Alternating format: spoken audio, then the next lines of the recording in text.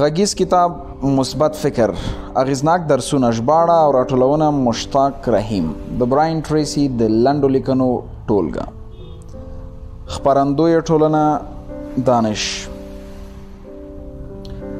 د وضاحت قانون د اټکل په توګه وضاحت د بریا او خوښۍ 80% برخه جوړوي. د وضاحت نه موجودیت تر ډیره بریده مو د موخو د نه ترلاسه کولو او د ناامیدۍ تر ټولو لوی لامل دی. موږ خو ځکه وایو چې د موخو درلودل بریا ده او پاتې نور یوازې خبرې دي. هغه خلک چې ښکاره لیکلي اهداف لري د هغو پرتله چې دغه څه نه لري سترې بریاوې ترلاسه کوي. دا خبره په هر ځای او هر حالت کې په همدې ډول پلي کیږي. د لویو لاسته راوړنو درې لارښوونې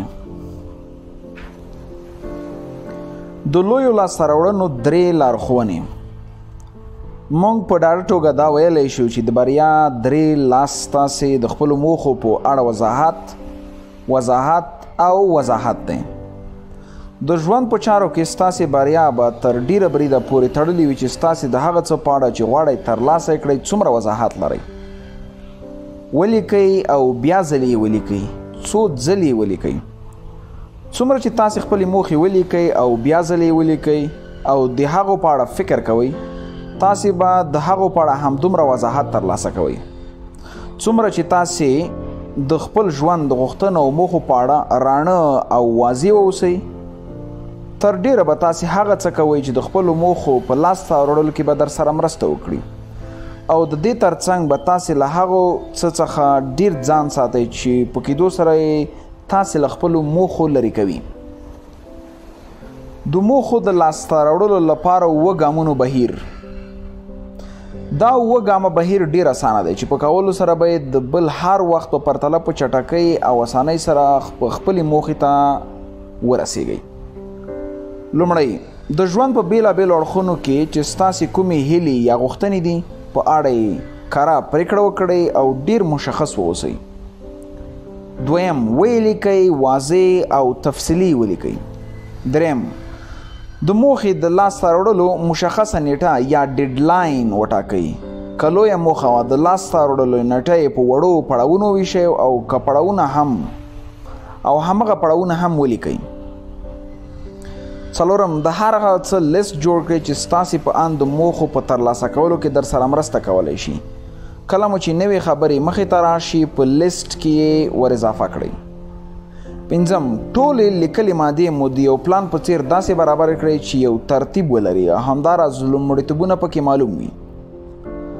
شپږم، په خپل پلان کې له ټولو مهم کار په اړه په بیړنۍ توګه اقدام وکړئ چې دا ډیر مهم کار دی. اووم، هره ورځ یو داسې څه وکړئ چې تاسې د خپلې یوې او یا ډیرو موخو د لاسته راوړلو پر لور خوځوي او خوځښت مو روان وساتي. د سر 3% سره یو ځای شئ. د 3% څخه کم بالغ خلک لیکلي موخې او پلانونه لري چې دوی پرې هره ورځ کار کوي. کله چې تاسې خپلې موخې ولیکئ نو تاسې د خپلې ټولنې د سر هغو 3% خلکو په قطار کې راځئ چې ډیر ژر به تاسې د همغه پایلې چې هغه د سر خلک یې ترلاسه کوي خپلولو پیل کړئ. خپلو موخو ته هره ورځ کتنه وکړئ. خپلې موخې مو هره ورځ ولولئ او بیا کتنه ورته وکړئ تر څو ډاډه شئ چې دغه موخې اوس هم ستاسو لپاره مهمې دي. تاسې به وګورئ چې دغه وخت به تېرېدو سره به نورې موخې هم دغه لیست ته ور زیاتې کړئ او د دې ترڅنګ به تاسې ډېرې موخې چې یو وخت درته خورا مهمې وي د دې لپاره چې نور درته کوم اهمیت نه لري له لیست نه لرې کول پیل کړئ. هر څه مو چې موخې دي د کاغذ پر مخ ورته ښه پوره پلان جوړ کړئ او پر هغو هره ورځ کار وکړئ. دا د ښو کړنو لوړه څوکه او د ډیر څه ترلاسه کولو غوره لارښود دی. عملی تمرین. د دې تمرین په مرسته تاسې د وضاحت قانون پلی کولی شئ. لومړی، د هغو موخو چې تاسو یې په روان کال کې ترلاسه کول غواړئ لیست جوړ کړئ. هغه ټولې روانې زمانې حال په ژبه ولیکئ لکه چې کال تیر شوی وي او تاسې دغه موخې لا پخوا لاسته راوړي وي. دویم، د خپلو 10 موخو لیست جوړ کړئ. ځان څخه وپوښتئ هغه به کومه یوه موخه وي چې که زه یې ترسره کړم هغه به زما په ژوند کې ډیره مثبت اغیزه ولري. هغه که هر څه وي له دغه موخې یوه کرښه تاو کړئ او بیا یې یوې بلې پاڼې ته واړوئ. د دغه موخې دپاره پورته وړاندې کړی شوي 7 ګامه تګلاره تمرین کړئ. د موخې د ترلاسه کولو نیټه وټاکئ، یو پلان جوړ کړئ، عملی کار پرې پیل کړئ او هره ورځ ورباندې کار وکړئ. د دغه موخې لاسته راوړل د خپلو راتلونکو اونیو او میاشتو دپاره یو جوت قصد وګرځوئ. په خپل ژوند کې حیرانونکي بدلونونه دپاره ځانونه چمتو کړئ. ځان مثبت ساتل د خپل بریا لپاره له ټولو اړین کار چې تاسې باید ترسره کړئ په خپل چاپیریال کې د هغو عنصرو څخه څارنه ده چې تاسې ته لیدلوری ټاکي. ځان ډاډه کړئ چې هر هغه څه چې تاسې ګورئ او اورئ ستاسو هغو موخو سره چې تاسې یې ترلاسه کول غواړئ سمون لري. د بریا پر لور خپلې لارې ته غوږ کیږدئ. په خپل موټر کې ښوونیز پروګرامونه واورئ. یو عادي کس په کال کې 1200 تر 25,000 میله پورې سفر کوي چې له دې حسابه دغه عادي کس کابو له 500 تر 1000 ساعتو پورې وخت په موټر کې تیروي. تاسې په خپل مسلک کې ډیر په اسانۍ سره یوازې د ښوونیزو پروګرامونو په اورېدو سره له یو ځای څخه بل ځای ته د سفر په اوږدو کې کار پوه جوړېدای شئ. د خپل مسلک اړوندو کورسونو کې ګډون وکړئ. د خپل مسلک د کارپوهانو لخوا برابر شویو سیمینارونو کې ګډون وکړئ. اضافي کورسونه واخلئ او هر هغه څه چې تاسې کولی شئ زده یې کړئ.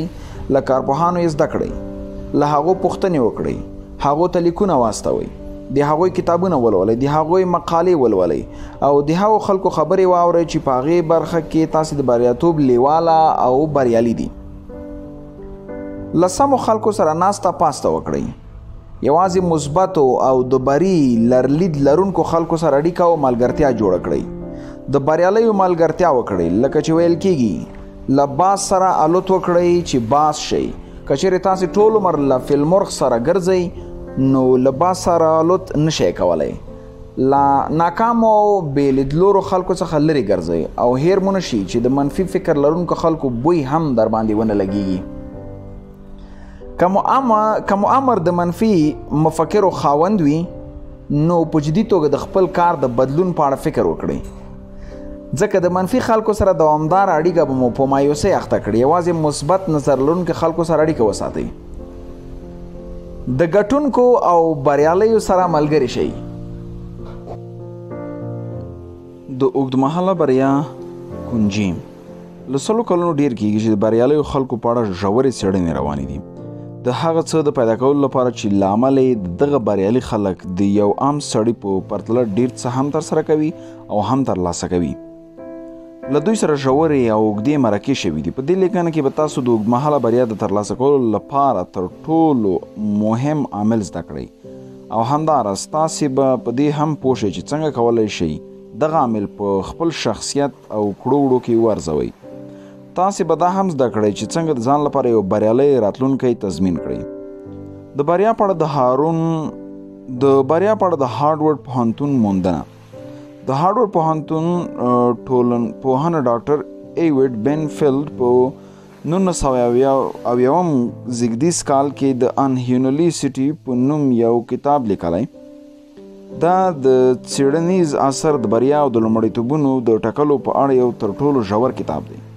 بینفیلډ د دې څېړنې په مرسته غوښتل چې پوه شي یو شمېر خلک ولې د خپل ژوند په اوږدو کې د خپل اقتصادي ژوند په اړه له ویرې آزاد او بېغمه کیږي. دا انګېرنه چې دغه پوښتنې جواب به د کورنۍ شالید، زده کړې، پوهې، اغېزناکو اړیکو همدا ډول نورو عاملونو کې وي. خو په پای کې هغې څېړنې وښودل چې بریا لامل د ذهن یو ډول ځانګړنو کړو وړو پورې تړلی دی. اوږدمهاله لید جوړ کړئ. بینفیلډ دا کړه وړه اوږدمهاله لید په نوم ونومول. هغه وایي هغه نارینه او ښځینه چې د خپل د نن ورځې په اړه پرېکړه کې اوږدمهاله راتلونکی په نظر کې نیسي له اقتصادي پلوه ډېر بریالي وي. هغه دا وموندل چې هر هغه څوک چې د پلان جوړولو او د هغې د تطبیق په اړه اوږدمهال نظر کې نیسي هغه به په خپل ژوند کې لوی لاسته راوړنې ولري. د بېلګې په ډول ستاسې د کورنۍ ډاکټر په ټولنه کې وروسته تر هغې د قدر وړ وګرځېده چې ډېر کلونه یې په زیار او لوست کې تیر کړل تر څو د توابد کولو حق وګټي. د پوهنتون د زده کړو څخه وروسته دغه ډاکټر د بل ډاکټر تر لاس لاندې کار وکړ. روغتون کې د سټاژ او عملي کار د دوره تېره کړه. یو ډاکټر باید له 30 کلونو څخه ډیر عمر ولري ترڅو د ګټې او عاید ترلاسه کولو جوګه شي. خو له دغه وخت څخه وروسته دغه نارینه او ښځې د خپل ټولنې یو له ډیرو بریالیو او د قدر وړ قدردانونو له ډلې څخه ګڼل کیږي. دوی ځکه دغه ځای ته ورسېدل چې دوی اوږدمهاله لید له ځان سره درلوده. په راتلونکي باندې د ممکنه اغېز په اړه اټکل وکړئ. د لومړیتوبونو په ټاکنه کې اوږدمهال په لید کې ساتل د بری کنجي ده. تاسې د خپل ژوند په راتلونکي وخت باندې د اغېز لرونکو خبرو اټکلونو سره د هغو په اوسني کې اهمیت روښانه کولی شئ. د بېلګې په ډول کله چې تاسې له کار څخه کور ته راشئ او د ټلویزیون لیدو او یا هم د ورځپاڼې د لوستو پر ځای خپلو بچو سره لوبو کولو ته او یا هم خپل د ژوند ملګري سره وخت تېرولو ته لومړیتوب ورکړئ، نو تاسې په حقیقت کې یو اوږدمهاله لید لرئ. تاسې پوهیږئ چې د خپلو بچو د ژوند ملګري روغتیا او هغې باندې وخت مصرفول ډیر ګټور او د وخت سمه کارونه ده. که تاسې د خپلو وړتیاو د لوړو ونې په موخه د مازدیګر مهال د زده کړې کورسونو ته ځئ څو خپل ګمارونکو ته ګټور تمام شي، نو تاسې اوږدمهاله لید د درلودلو تمثیل کوئ. د یو ګټور څه علمي زده کړل په تاسې په کاري ژوند باندې اوږدمهاله اغېز ولري. د مننې د کولو تمرین وځنډوئ. اقتصاد پوهان وایي د مننې د کولو تمرین نه ځنډونه یعنی د خلکو د ټولنې پانګې څخه یو څه زیاتو مصرفولو ته طبیعي درلودل او یا د هغو څه د کولو علاقه مندي چې خوندور او اسانه دي. د یو چا د اقتصادي او شخصي ناکامۍ بنسټیز لامل دی. بل اړخ ته بیا د هغه څه کول چې تاسې ته څه هم سم او مهم ښکاري که څه هم یو څه ستونزمن او سخت کار وي، د ویاړ ګټلو، ځان ته د قدر قایلېدلو او فکري ارامتیا ګټلو لویه لاره ده. لرې مهال بیخي ژر را رسیږي او د هرې هغه قربانۍ چې تاسې نن ورکوئ بدله سره د ګټې د یو روښانه راتلونکي په توګه تاسې ته رسیږي. عملي تمرین: درې لارښوونې چې په عملي کولو به یې تاسې وکړی شئ پورتني لارښوونې پلي کړئ. دلته درته وړاندې کیږي. لومړی، په اوږد مهال کې فکر وکړئ. نن کښېنئ او د هغه ایډیل ژوند چې تاسې 10 یا 20 کاله وروسته تمه لرئ چې په تشریحي بڼه یې ولیکئ، دا درته په اتومات ډول اوږدمهاله لید جوړوي. دوم، هر هغه څه چې په اوږد مهال کې ستاسې په ژوند اغېز لري نظر واچوئ. ډېر هغه شیان کارونه وکړئ چې په اوږد مهال کې تاسې ته د پاره ګټور تمامېدلی شي. دریم، په وړو شیانو باندې د مننې کولو تمرین وځنډوئ. وړو شیانو ترلاسه کولو ته ډېر مه هوسه کیږئ، ځکه په دغه وړو خوښیو کې ستاسو بوختیا به ستاسو د سترو خوښیو مخه در ونیسي. یو ساعت کې ډېر توپیر راځي. تاسې چې څومره وس او توان درلود هغه مو په هغو شیانو لګولی چې اوس مو زده دي. له دې ځایه وړاندې چې تاسې په هر پرمختګ ترسره کوئ د هغې لپاره اړ یاست چې تاسې نوي څه زده کړئ او بیا هغه په عملي ډګر کې په کار واچوئ. په ټول پاتې ژوند کې زده کړې ته ژمن شئ. د ژوند د هرې برخې د رهبرانو او بریالیو خلکو یو ګډ خاصیت شخصي او مسلکي ژوند ته په دوامداره ډول ژمنتیا ده. دوی ځان ته په خپل لاس جوړ موجود ښکاري، یعنی داسې فکر نه کوي چې دوی همداسې رسیدلی وو او ورته ځان تل تر کار لاندې چې لا پوه جوړ شوي نه وي او کار پرې روان وي موجود ښکاري. دوی کله هم په خپل ځان غره او یا هم له ځان څخه راضي نه کیږي. دوی تل د علم او پوهې نوو مترجاتو ته د رسیدلو هڅه کوي. په 15 کلونو کې لوړ ځای ته ورسیږئ. ایرل ناینټینګل ډیر کلونه پخوا ویلي و چې ستاسې د خوښۍ برخه کې د ورځې 1 ساعت لوست هغه څه ده چې تاسې ورته اړتیا لرئ. ستاسې په مسلک کې د ورځې 1 ساعت لوست تاسې په ډیر 3 کلونو کې د خپل مسلک لوړ دریځ ته رسوي. د 15 کلونو په اوږدو کې به تاسې په ملي کچه په خپل مسلک کې د یو پوه او رسېدلي سړي ځای خپل کړئ. په 7 کلونو کې به تاسې په خپل مسلک کې په نړیواله کچه د سر په سړیو کې وګڼل شئ. هر هغه څه چې مخې ته درځي ویل ولئ. د خپل مسلک په اړه چې هر څه مخې ته درځي ویل ولئ.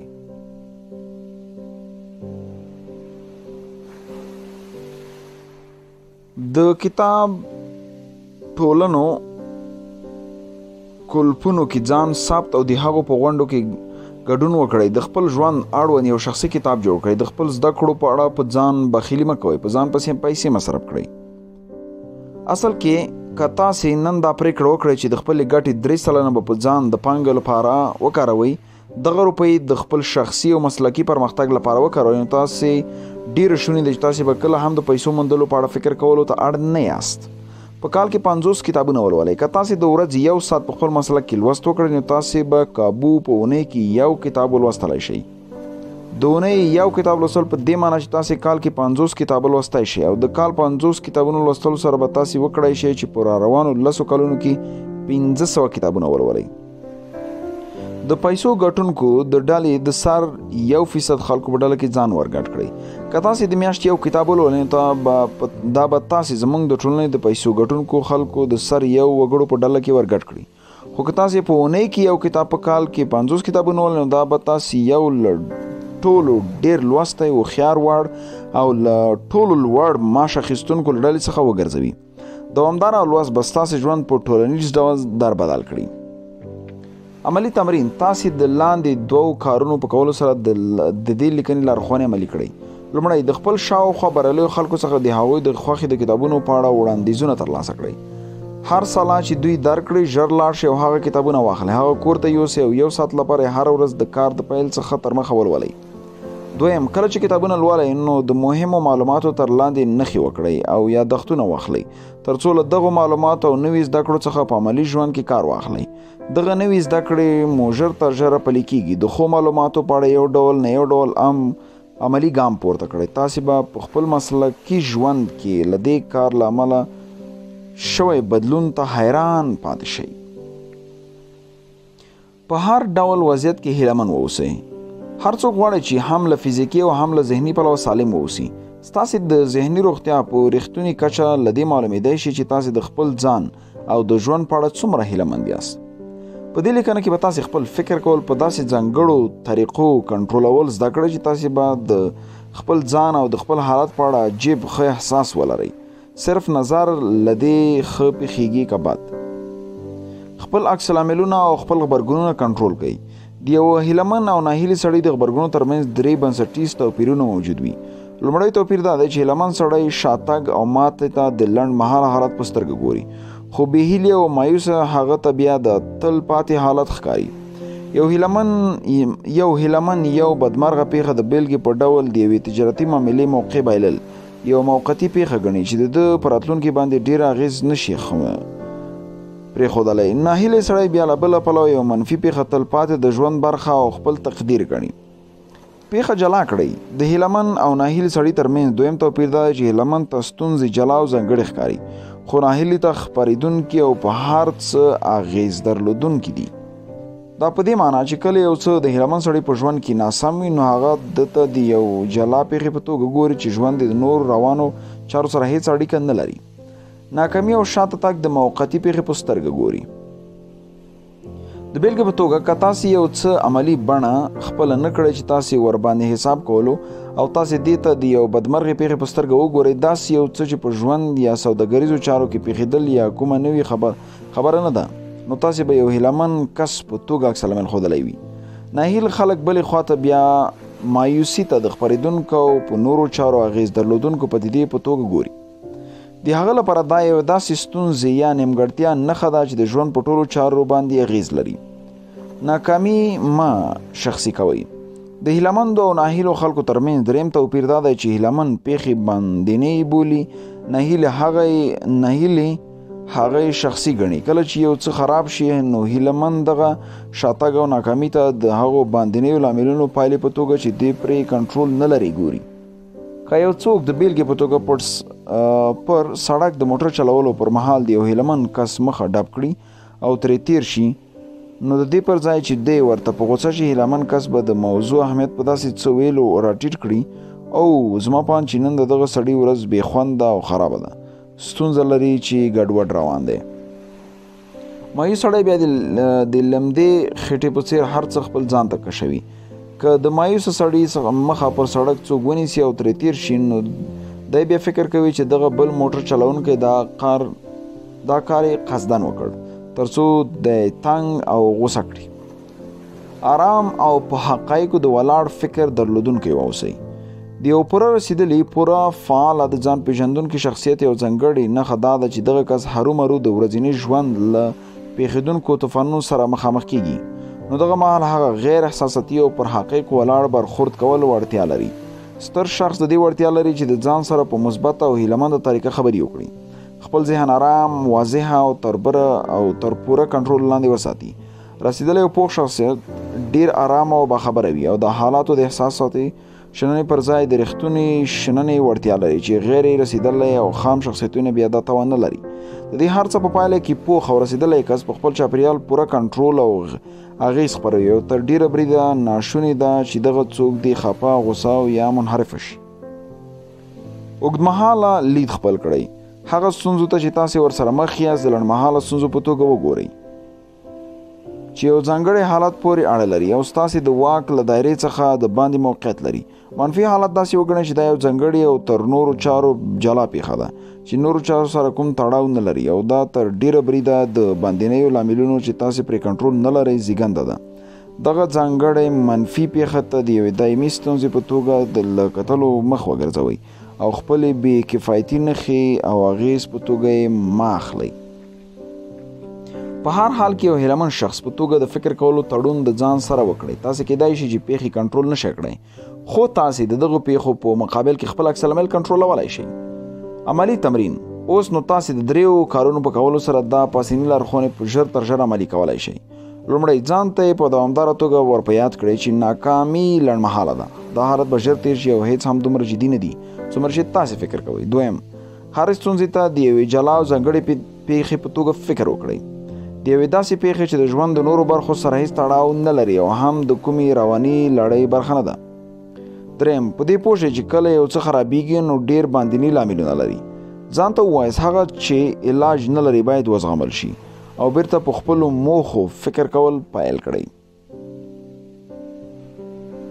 په ځان باوري اوسئ د بری په مخ کې تر ټولو لوی خنډ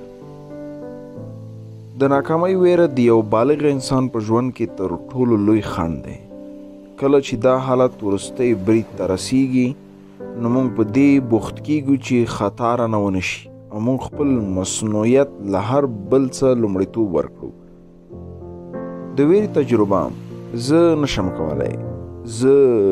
کولی نشم الفاظو کې ده موږ دا د خپل بدن په مخکینی برخه کې احساسوو چې د خېټې د پاسنۍ برخه د اعصابو جال سولر پلکس څخه پیل کیږي او د زړه د چټک درزیدو تیزې ساه اخیستنې او د ستوني د بندیدو سره پورته لوري ته خوځېږي خو موږ دا ویره په مثانه کې هم احساسوو او اړ کیږو چې هرومرو تشناب ته لاړ شو د ردیدو یا ریجکشن ویره هم تاسې په شا تنبولی شي دویمه لویه ویره چې د یو چا په کړو وړو باندې منفي اغیزه کوي او د شخصیت د څرګندېدو مخه یې نیسي هغه د ردیدو ویره ده دا موږ هغه مهال زده کوو کله چې مور او پلار زموږ لپاره خپله مینه زموږ په برخوردونو باندې مشروطه کړي که موږ هغه څه وکړو چې دوی د خوښې لامل ګرځي نو دوی موږ ته مینه او خپله موافقه راکوي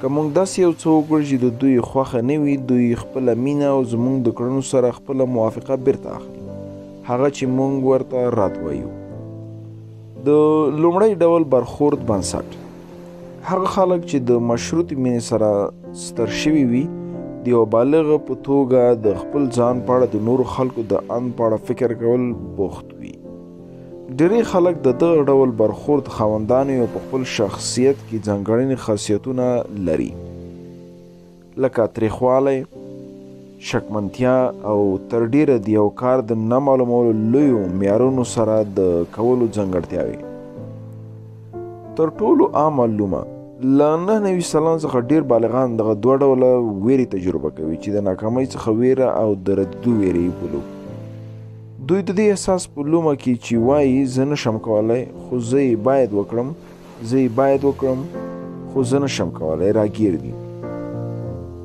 د ښو کړو وړو لوړې څوکې ته د رسیدو لار د یادو ویرو دارو په ځان کې زړورتیا حیثیت او ځان مننه یا سلف اسټیم پیاوړی کول دي د ویرې ضد اصلا له ځان سره مینه او د ځان درون ګڼل دي. د ویرې څخه ډکو حالاتو کې زړور برخورد یو داسې ساده تخنیک دی چې زموږ په ځان باور تر هغه کچې پیاوړی کوي چې زموږ ویره له منځه ځي او زموږ په کړو وړو او پرېکړو دغه ویره د اغېزناک ځواک له لاسه ورکوي. عملی تمرین. دلته 2 کاره درته ښودل کیږي چې په کولو سره یې تاسې له خپل ځان مننه او په ځان باور پیاوړی کولی شئ او همداراز له ویرې څخه خلاصون موندلی شئ. لومړی په دې پوه شئ او دا ومنئ چې تاسې په هر کار کې خپل ذهن بوخت کړئ، هغه ترلاسه کولی شئ. که کله د کوم څه له کبله ویریږئ نو دا الفاظ تکرار کړئ: زه دا کار کولی شم، زه یې کولی شم. دویم، په دوامداره توګه د خپل ځان په اړه د یو بارزښته او مهم کس په توګه فکر وکړئ او په یاد ولرئ چې موقتي ماتې د بریا د ترلاسه کولو د طریقې د زده کولو په خاطر دي. ستاسې حق دی چې خوشحاله اوسئ. د شخصي خوښۍ د ترلاسه کولو کچه ستاسې د خپل ژوند د ښه تېرولو او د اړیکو څخه د خوند اخیستنې ډېره ښه اندازه او میچ دی. تاسې کولی شئ زده کړئ چې څرنګه لا ډېر خوښ اوسېدلی شو او پر هغه کار کې چې تاسې یې کوئ بریا احساس کړئ. هر څوک له نورو توپیر لري. په ژوند کې خوښۍ د سمسبورډ یو ډول سویډني خوړو ټولګه چېرته چې بېلابېل شیان په یو میز ایښودل کېږي چې بیا ترې خلک د خپلې خوښې سره سم شیان د ځان دپاره راخلي په څیر ده. که سل کسان سمورګسبورډ ته لاړ شي او هر یو خپل قاب کې هغه څه چې دته خوند ورکوي واره واخلي، هر قاب بل له بل سره توپیر لري. اندر دې چې یوه ښځه او میړه که سمورګسبورډ ته لاړ شي او کله چې خواړه راواخلي نو به ګوري چې د دوی قابونه به د یو بل سره بیخي ډېر توپیر لري. خوښۍ هم همداسې یو شی دی. هر یو کس د ډېر خوښۍ د درلودو په خاطر د دغه عناصرو بېلابېل ترکیبونه خوښوي.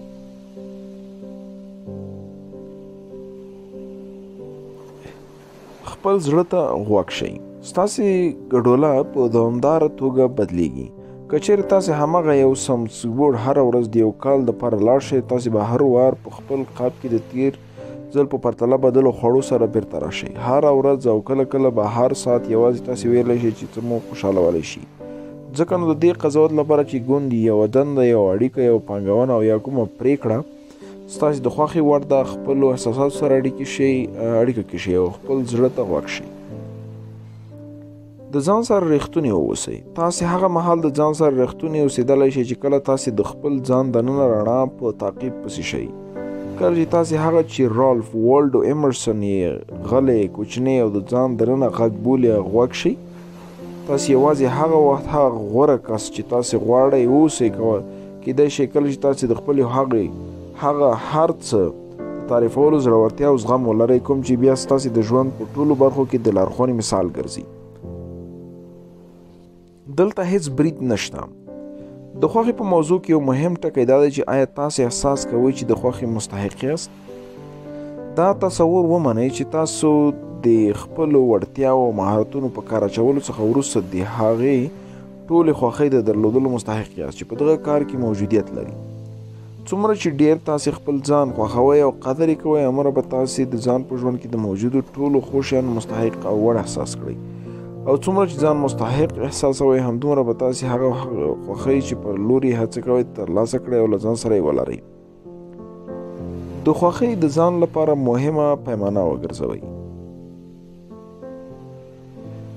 تاسې باید د خوښۍ د خپل ژوند تنظیمونکي اصل وګرځوئ. هره ممکنه چاره او پرېکړه چې تاسې یې کوئ د خپلې خوښۍ له معیار سره پرتله کړئ، تر څو درته معلومه شي آیا دا چاره به تاسې خوښ کړي او که ناخوښ. ډېر ژر به تاسې پوه شئ چې ستاسې په ژوند کې ټولې ستونزې د هغه کارونو د غوره کولو له کبله دي چې تاسې د خوښۍ بخښلو وړ نه دي، خو تاسې یې کړي دي. بیه یې پرې کړئ. له شک پرته تاسې ډېر وخت د وړوکو کارونو پر ځای هغه لویو کارونو پر لور حرکت کوئ چې ډېرې خوښي درکوي. موږ دا د بریا مخکې له مخکې د قیمت ورکولو بولو. تاسو اړ یاست چې خپل پور پرې کړئ.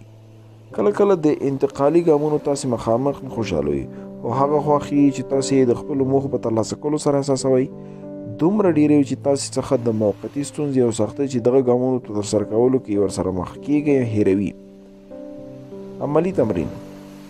دلته درته 3 ګامونه لارښوونې وړاندې کیږي چې په کولو سره به یې تاسې پورتني نظرونه په عملي ډول پلي کړئ. لومړی دا ومنئ چې تاسې د هغه ټولنې خوښي او ښادي چې د خپلو هڅو په ترلاسه کولو کولی شئ مستحق یاست. دوهم، خوښي د خپل ژوند تنظیمونکی بنسټیز اصل جوړ کړئ او هر څه د دغه معیار په پیمانه وتلئ.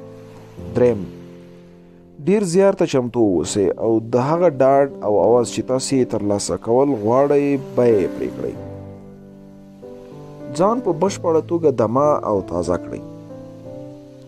منظمه دمه د اوږد عمر او شخصي اغیزې لپاره اړینه ده. دلته یو څو د فزیکي دمې تخنیکونه چې په امریکا کې د بریالیو خلکو لخوا کارول کیږي وړاندې کوو. هره اونۍ له کار څخه رخصت واخلئ.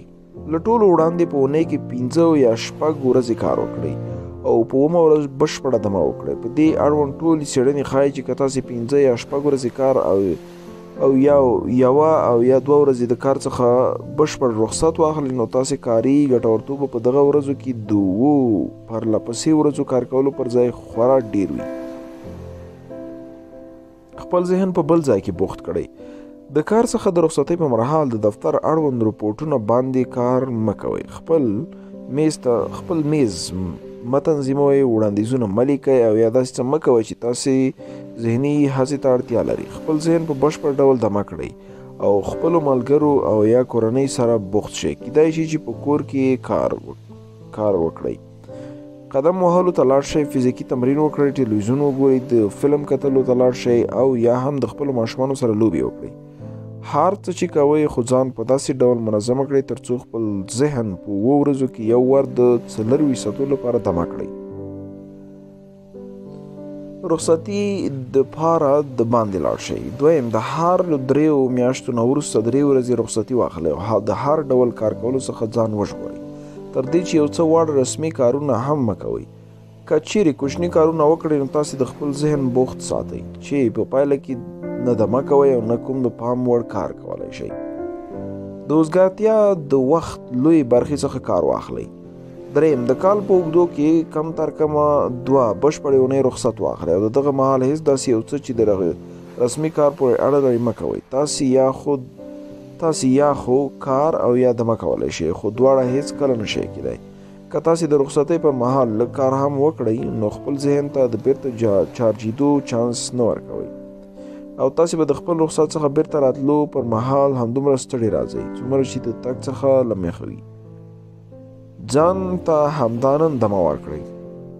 که چیرې تاسې په یو پیچلې اړیکه کې بوخت یاست او یا په یو ستړي کوونکي کار کې نو ځان منظم کړئ او همدانن لږ تر لږه په اونۍ کې 1 ورځ بشپړ رخصتي واخلئ. ټول تشویش د ذهن څخه د باندې وباسئ. په دغه اړوند فکر کول پرېږدئ. په دغه اړوند خبرې، تلیفونونه او یا هم ژور فکر مه کوئ. په داسې یو حالت کې چې ستاسې فکر د یو حالت او یا د یو چا سره بوخت وي تاسې د خپل ذهن څخه ښه کار نشئ اخیستی. تاسې هرومرو رخصت واخلئ. په طبي ښکلا کې قدم وهلو ته ووځئ. تغییر همدومره ښه دی څومره چې دمه او اوږد چکر قدم وهل د ذهن او د احساساتو د دمې لپاره ډیر ښه دی. کله چې تاسې خپل فزیکي بدن په حرکت کې اچوئ نو ستاسې فکرونه او احساسات پخپله دمه کیږي. ساده خواړه وخورئ.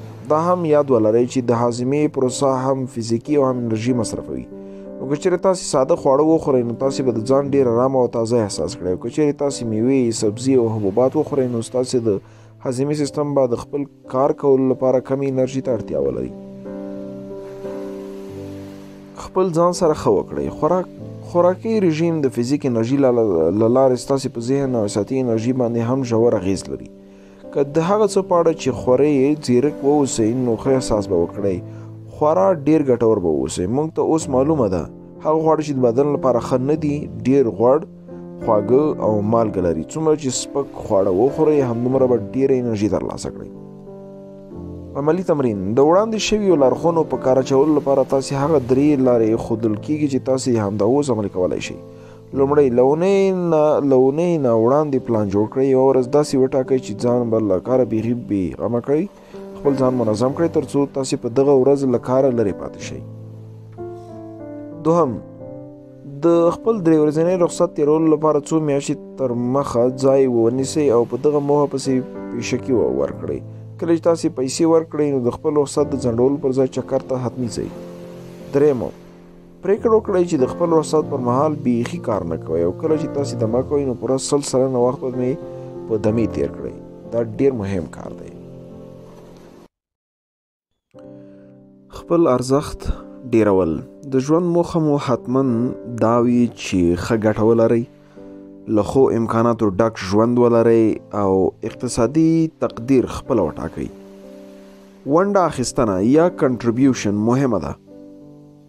دنده ستاسې لپاره یو موقع ده چې د خپل شرکت لپاره د خپلې بې بیې څخه ډیر ارزښتمن واوسئ. که په ساده الفاظو ووایو نو دنده مو همدومره خوندي ده څومره چې د خپل معاش څخه ډیر ارزښتمن د اوسېدو وړتیا لرئ. که غواړئ چې په خپل اوسني دنده کې ډیر مالي ګټه ترلاسه کړئ نو اړ یاست چې خپل ارزښت لوړ کړئ او خپل شرکت ته خپله ونډه ډیره کړئ. هره ورځ ارزښت ډیر کړئ. که غواړئ چې د خپل کار ځای کې نوې دنده ترلاسه کړئ نو هره ورځ خپل کار ځای کې د ارزښت ډیرولو بهیر کې ونډه واخلئ. که غواړئ دنده مو خوندي وي نو تاسې باید د سیالۍ څخه ډک کاري بازار کې هره ورځ او په زیاتېدونکې بڼه خپل ارزښت ډیر کړئ. په دې اړه مهم ټکي دلته وړاندې کیږي. زده کړې، پوهه، مهارت، تجربه ستاسې په وړتیا کې پانګونه ده ترڅو په خپل کار کې هغه ارزښت زیات کړئ چې په بدل کې معاش درکړل شي. پوهه او زده کړه له خپل جیب مصرف دی. یو وار مو چې یو مضمون او یا هم کوم کسب زده کړ نو په اصل کې د خپل جیب څخه مصرف دی. د وخت او پیسو هغه مصرف دی چې بیه بیرته نشئ ترلاسه کولی. هیڅ ګمارونکی اړ نه دی چې تاسو ته د دغه مصرف تاوان درکړي تر هغې چې ستاسې له مهارت څخه ډیری توکي په تولید کې او یا هم خلکو د هغو د وړتیا سره سم د خدمتونو وړاندې کولو لپاره وکاروئ. خپلې بلې دندې ته ځان چمتو کړئ. بلې هغې دندې ته باید چمتو اوسئ چې په مخې کې لرئ او بنسټیزه پوښتنې تل دا دي: پیرودونکي دې چېرته دي؟ کومه سوداګري یا صنعت په اقتصادي برخه کې د غوړېدو په حال کې دی او کومې هغه دندې دي چې له منځه تللو په حال کې دي؟ راتلونکی چېرته دی؟ هر وخت خلک ګورم چې زما پوښتنه کوي چې څنګه دوی کولی شي خپله ګټه په داسې حال کې پورته یوسي چې د دوی اړوند ټول صنعت د غونجېدو په حال کې دی. زه ورته وایم چې دلته یو شمېر دندې داسې دي چې روښانه راتلونکی لري او یو شمېر دي چې بیا راتلونکی روښانه نه وي. نو دوی باید هغه مسلک خپل کړي چې په غوړېدو دي، نه هغه چې په راټولېدو. کله هم بې دندې مه اوسه. په امریکا کې 3 ډوله بیکاري ده: رضاکار، غیر رضاکار او هغه چې له یوې دندې څخه بلې دندې د تګ ترمنځ رامنځته کیږي. رضاکاره بیکاري هغه بیکاري ده چې یو کارکوونکی نه غواړي تر یو مودې پورې کار وکړي یا غواړي چې یو ځانګړی ډول دنده له دې امله ونه لري چې ګوندې له دې ښه دنده ترلاسه کړم. غیر رضاکاره بیکاري هغه ده چې یو څوک غواړي او هم اړینه وړتیا هم لري خو دنده ورته نه پیدا کیږي. له یوې دندې څخه د بلې دندې ته تګ ترمنځ د وخت بیکاري طبیعي حالت دی.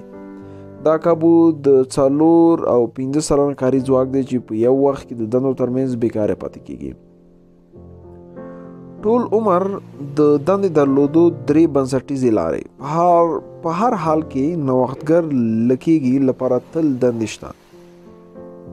تاسې به هیڅ کله بې دندې نشئ که چیرې له دې 3 کارونو څخه یو وکړئ. هغه دنده چې تاسې ترسره کوئ بدله کړئ، هغه ځای چې پکې کار کوئ بدل یې کړئ، یا هغه مبلغ چې د خپل کار په بدل کې اخلئ بدل یې کړئ. له یادو ستراتیژیانو څخه یوه او یا له هغې ډیر وخت هر وخت تاسې د اوسني کاري وضعیت په اړه خوښ ونه اوسئ خپل یې کړئ.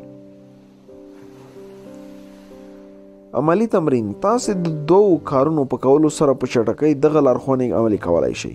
لومړی، خپلې اوسنۍ دندې باندې نظر واچوئ، ویې ګورئ او هغه لارې پیدا کړئ چې مرسته یې ارزښت لوړوالی شي. تاسې به یې تل یو څه د زیاتولو لپاره ولرئ. دویم هغه دنده چې تاسې په راتلونکي کې غواړئ چې ویې لرئ همدا نن معلومه کړئ او بیا د هغې دندې لپاره په کار او پوهه وړتیا ترلاسه کولو لپاره یو پلان جوړ کړئ. د اورېدو ځواک د ښو خبرو اترو فن ستاسې د پوښتنې کولو او بیا په پوره پام سره د ځوابولو ته غوږ نیونه کې نغښتې دي. خبرې اترې او بحث د خپلې پوهې اندونو او مفکورو په وړاندې کولو سره په خپل واک کې اخیستی شئ. خو که وغواړئ چې د خبرو اترو په فن او مهارت کې پوره ورسیږئ نو تاسې باید په ښه ډول جوړ شویو پوښتنو د کولو فن ښه پوره زده کړئ چې دا به ستاسې بحث ته یوه موخه او نورو خلکو ته د هغوی د اندونو د وړاندې کولو موقع ورکړي. واضح پوښتنې وکړئ. داسې خلاص سرې پوښتنې وکړئ چې یوازې په هو یا نه باندې نشي ځوابېدلی. واضح پوښتنې د مقابل لوري خبرې کوونکي اړ باسي چې خپلو اندونو او څرګندونو ته پراختیا ورکړي. یوه پوښتنه به د بلې پوښتنې لامل شي. تاسې په یو بحث کې هر څومره چې وغواړئ خلاص سرې پوښتنې کولی شئ چې دا د بحث بل اړخ دی. هغه اړ کېږي چې هغه به په یوه موضوع کې هغه څه چې غواړي ووایي او څرګند کړي. قانع اورېدونکی اوسه. د دې لپاره چې فوق العاده خبرې کوونکی یا کانورسیشنلیسټ واوسي باید هڅه وکړي چې د ځان د بحث د واکمن کېدو څخه وژغوري. یو ډیر ښه خبرې کوونکی هغه څوک دی چې په بحث کې ځان ډیر مخکې نه کړي بلکې آرامه د ورین تندي خاوند داسې یو څوک دی چې د خبرو اترو بل اړخ خبرو اورېدو ته پوره لیوالتیا دا ډول خلک کله چې نور خبرې کوي ډیر قانع او آرامه وي او دوی په بحث کې د خپلې موخې او خپلې برخې خبرې ډېرې لنډې او موضوع پورې تړلې کوي. نورو ته د خبرو کولو وخت ورکړئ. اصلا ښه بحث او ښې خبرې اترې ډېر نرم او اسانه روانې لري. داسې لکه بهر کې چې څپه ځي او راځي. که د دوو کسانو ترمنځ وي او که د ډېرو بحث او خبرې اترې باید مخکې او وروسته د تګ او راتګ خوځښت ولري چېرته چې هر کس د خبرو موقع ترلاسه کړي.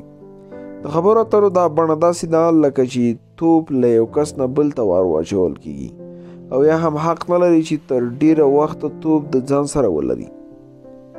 که تاسې احساس کوئ چې تاسې د ډیر وخت لپاره خبرې کړي نو تاسې باید غلی شئ او په ډله کې له یو بل چا پوښتنه وکړئ. تاسې به د خبرو توپ بل چا ته ور واچولی وي او د دې سره یو بل چا ته د خبرو کولو موقع په لاس ورغلی وي. ښه اورېدونکی اوسئ. د بریالیو خبرو اترو لپاره تر ټولو مهم مهارت اورېدل دي. ډېری خلک په اورېدو کې ډېر کمزوري دي. دا چې هر څوک د خبرو کولو څخه خوند اخلي نو د غوره اورېدلو د عادت خپلولو وړتیا درلودل ډېرې هڅې ته اړتیا لري. عملي تمرین. هغه څه مو چې په دې لیکنه کې زده کړل د هغو په چټکتیا سره د عملي کولو لپاره د دوی لارښوونې درته لاندې وړاندې کوو. لومړی په هر بحث او یا د ستونزو او سختۍ د حلولو په لړ کې د ښو او واضحو پوښتنو مطرح کول خپل عادت وګرځوئ. دا ستاسې لیوالتیا روښانه کوي او د موضوع په اړه ستاسې پوهه زیاتوي. دوهم ژوره ساه واخلئ. آرامه شئ او نورو ته د خبرو کولو اجازه ورکړئ. په وار تمرین وکړئ تر څو تاسې غوره اورېدونکی شئ. د پرلپسې سیموني فرمول. کاري ژوند مو چټک او پرمختللی کړئ. ډیر کارونه داسې دي چې تاسې به په کولو سره خپل کاري ژوند د چټک او پرمختللی کولی شئ. تاسې د خپل ژوند هرې برخې لپاره واضحه او ځانګړې موخې ټاکلي او د هغو ترلاسه کولو لپاره پلان جوړولی شئ. تاسې کار پلان کولی شئ او کار پرې کولی شئ. د سترو مسؤلیتونو غوښتنه وکړئ. تاسې 100% مسؤلیت د هر هغه څه چې یې او د هر هغه څه چې غواړئ واوسي او په غاړه اخیستی شئ. د پلمو جوړولو څخه ځان ژغورلی شئ او په نورو پړه اچولو څخه ځان ساتلی.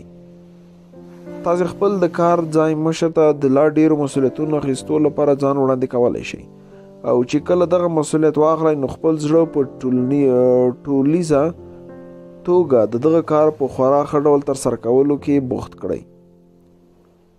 له خپلو ذاتي وړتیاو څخه کار واخلئ. د عیسایانو په یو مذهبي کتاب کې د وړتیاو په اړه په یوې کیسه کې ویل شوي چې د خدای جل جلاله وایي ای نیک او د عقیدې خاونده بنده تا په وړو شیانو باندې ټینګ باور درلودی دی زه به تا د لوی شیانو څښتن کړم که ته هم هره دنده د خپلو وړتیاو سره سم په ښه ډول ترسره کړې نو تا ته به له هغې څخه لوی او خورا مهم کارونه د کولو لپاره درکړل شي چې په پایله کې به یې درته لا ډېر معاش درکول کیږي. ځان پرله پسې جوړونې ته وقف کړئ. د اوږدمهاله بریا لپاره مهمه نقطه دا ده چې پرله پسې ځان پیاوړی کړو. که تاسې د خپل ځان ګټورتیا په هره ورځ کې د 1% برخه زیاته کړئ نو دا به ستاسې په یوې کاري ورځ کې 1/10 د ځان ښه کولو باندې تمام شي. آیا دا شونې ده؟ هو، بیخي شونې ده.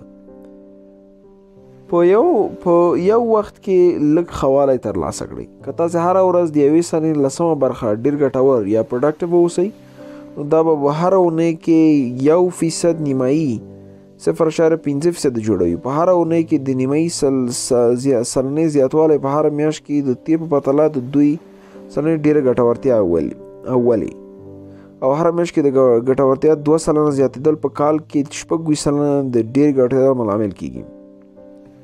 په خپل مسلک کې ورځنی کوچني پیاوړتیا او د ګټورتوب زیاتوالی په مجموع کې ستاسې ارزښت او لاسته راوړنه د وخت په تېرېدو سره ډېروي.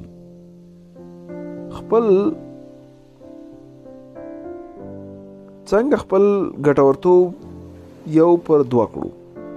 په ګټورتوب کې هر کال 26% ډېروالی او د هر کال 26% د ګټورتوب ډېروالی چې ستاسې په عادي ګټورتوب کې جمع شي نو په 2.1 کلونو کې ستاسې ګټورتوب 1/2 کېږي. که تاسې هر کال 26% ګټورتیا ډېره کړئ او په اصل باندې د هر کال د ګټورتیا د زیاتېدو د ورزیاتوالو نه وروسته دا په 10 کې ضرب کړئ نو تاسې به په راروانه لسیزه کې 120% ګټور شئ. دا به په 10 کالونو کې د ګټورتوب 10 چنده زیاتوالی وي. د ټولو لویو بریاو لامل دا د راغونډونې قانون بلل کیږي یا هم د ښه والي د زیاتوالي اصل دی. دا د بریا د ټولو سترو کیسو لومړی لامل دی. یو ګز ټوپ وهل ګران دي خو انچ په انچ مخته تګ اسانه.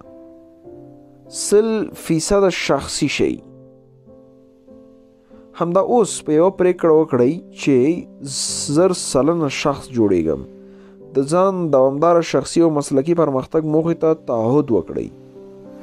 لومړی لوست وکړئ او غږیز د شخصي وړتیا لوړونې پروګرامونه واورئ او خپلې موخې او خوښې مسلکي لنډمهاله کورسونو کې ګډون وکړئ. دا بهیر به ستاسې ټول ژوند په ټوله معنا سره واړوي. عملي تمرین: دلته درته 2 لارښوونې وړاندې کیږي چې په پلي کولو به یې تاسې وړاندې کړئ شئ. لارښوونې په چټکۍ سره عملي کول: لومړی، هره ورځ د لږ غوندې ښه کېدو پلان جوړ کړئ. هره ورځ یو داسې نوې مفکوره چې ستاسې په خپل کار کې د ګټورتوب او اغېزمنتوب لامل شي زده او پلي کړئ. غوړېدونکی اغېز په تاسې حیران کړي. دویم، صابر واوسئ. د چټک بدلون او یا سم د لاسه پایلو ته تمه مه کوئ. د شمشتي او د سوی کیسه په یاد ولرئ او هره ورځ ځان لږ ښه کړئ. ستاسې راتلونکی په خپله ښه شي.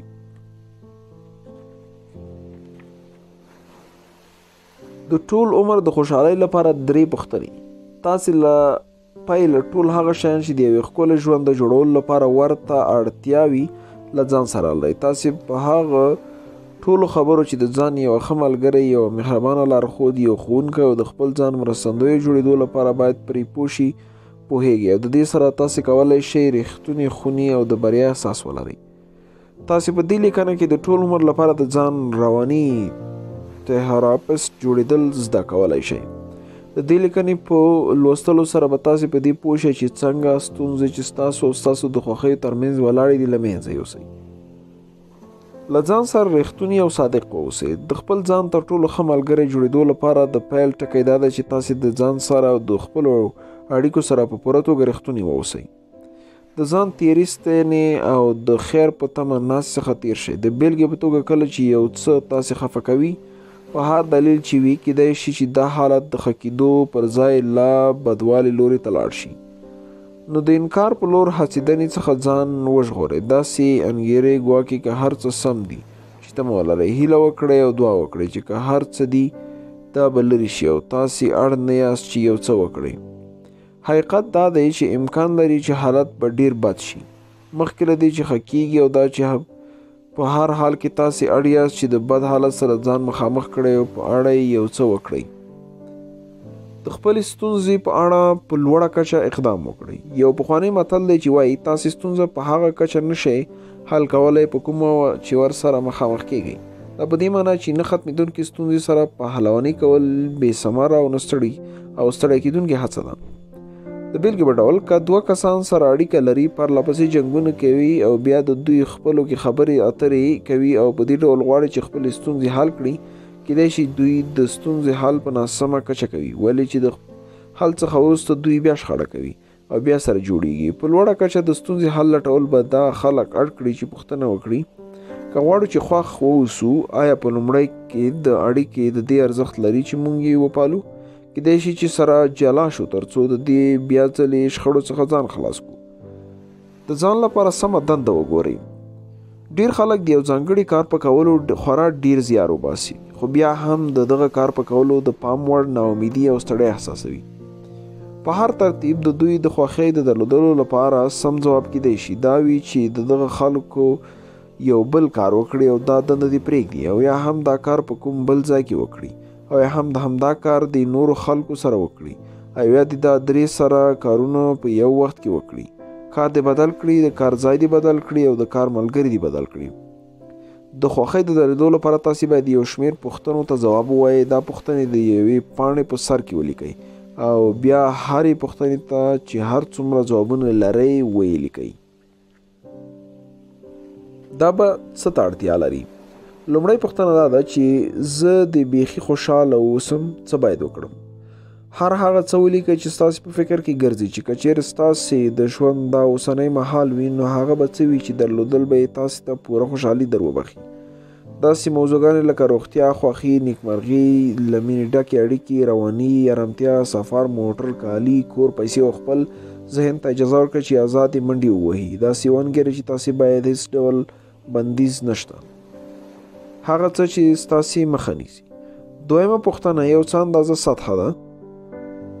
د یوې پاڼې په سر دا پوښتنه ولیکئ: په خپل ژوند کې په کوم حالت کې او له چا سره به زه خوشحاله نه یم. ځان اړ کړئ چې د خپلې ورځې د هرې برخې په اړه فکر وکړئ، له سهاره تر شپې، او هر هغه لامل چې په هره طریقه وي تاسې خفه او یا خوابدي کوي ولیکئ. په یاد ولرئ سم تشخیص نیم علاج دی او د خوابدۍ حالت پیژندل د ستونزو د حل لومړی ګام دی. د خوښۍ تر ټولو ښه لحظه معلومه کړئ. دریمه پوښتنه به تاسې یو لړ مهمې لارښوونې وکړئ. د یوې پاڼې په سر دا الفاظ ولیکئ: خپل ژوند ته په کتلو کله او کوم ځای کې زه تر ټولو ډیر خوشحاله وم، زه چیرته وم، چا سره وم او ما څه کول. پرېکړه وکړئ چې باید څه وکړئ. کله چې تاسې دې پوښتنو ته ځوابونه پیدا کړئ فکر وکړئ تاسې په بیړه هغه کوم څه دي چې کولی شئ تر څو ځان ته هغه ژوند برابر پیل کړئ چې ارمان یې لرئ. دا کیدای شي یوه اونۍ، یوه میاشت، یو کال ونیسي، خو پروا نه کوي. هر هغه کار چې ستاسې ایډیل لید ته نږدې کوي تاسې ته مکافات بخښونکی دی. تاسې په ډیر مثبت او خوشبینه شخص جوړ شئ. تاسې به ډیر باور او د خپل ژوند په خپل اختیار کې درلودونکي یو څوک واوسئ او تاسې به په دې ذهن رښتونې ارامتیا احساس کړئ. عملي تمرین: د وړاندې شویو لارښوونو د عملي کولو لپاره درته 2 ګامونه ښودل کیږي چې تاسې به د دغه لارښوونو د عملي کولو جوګه کړئ.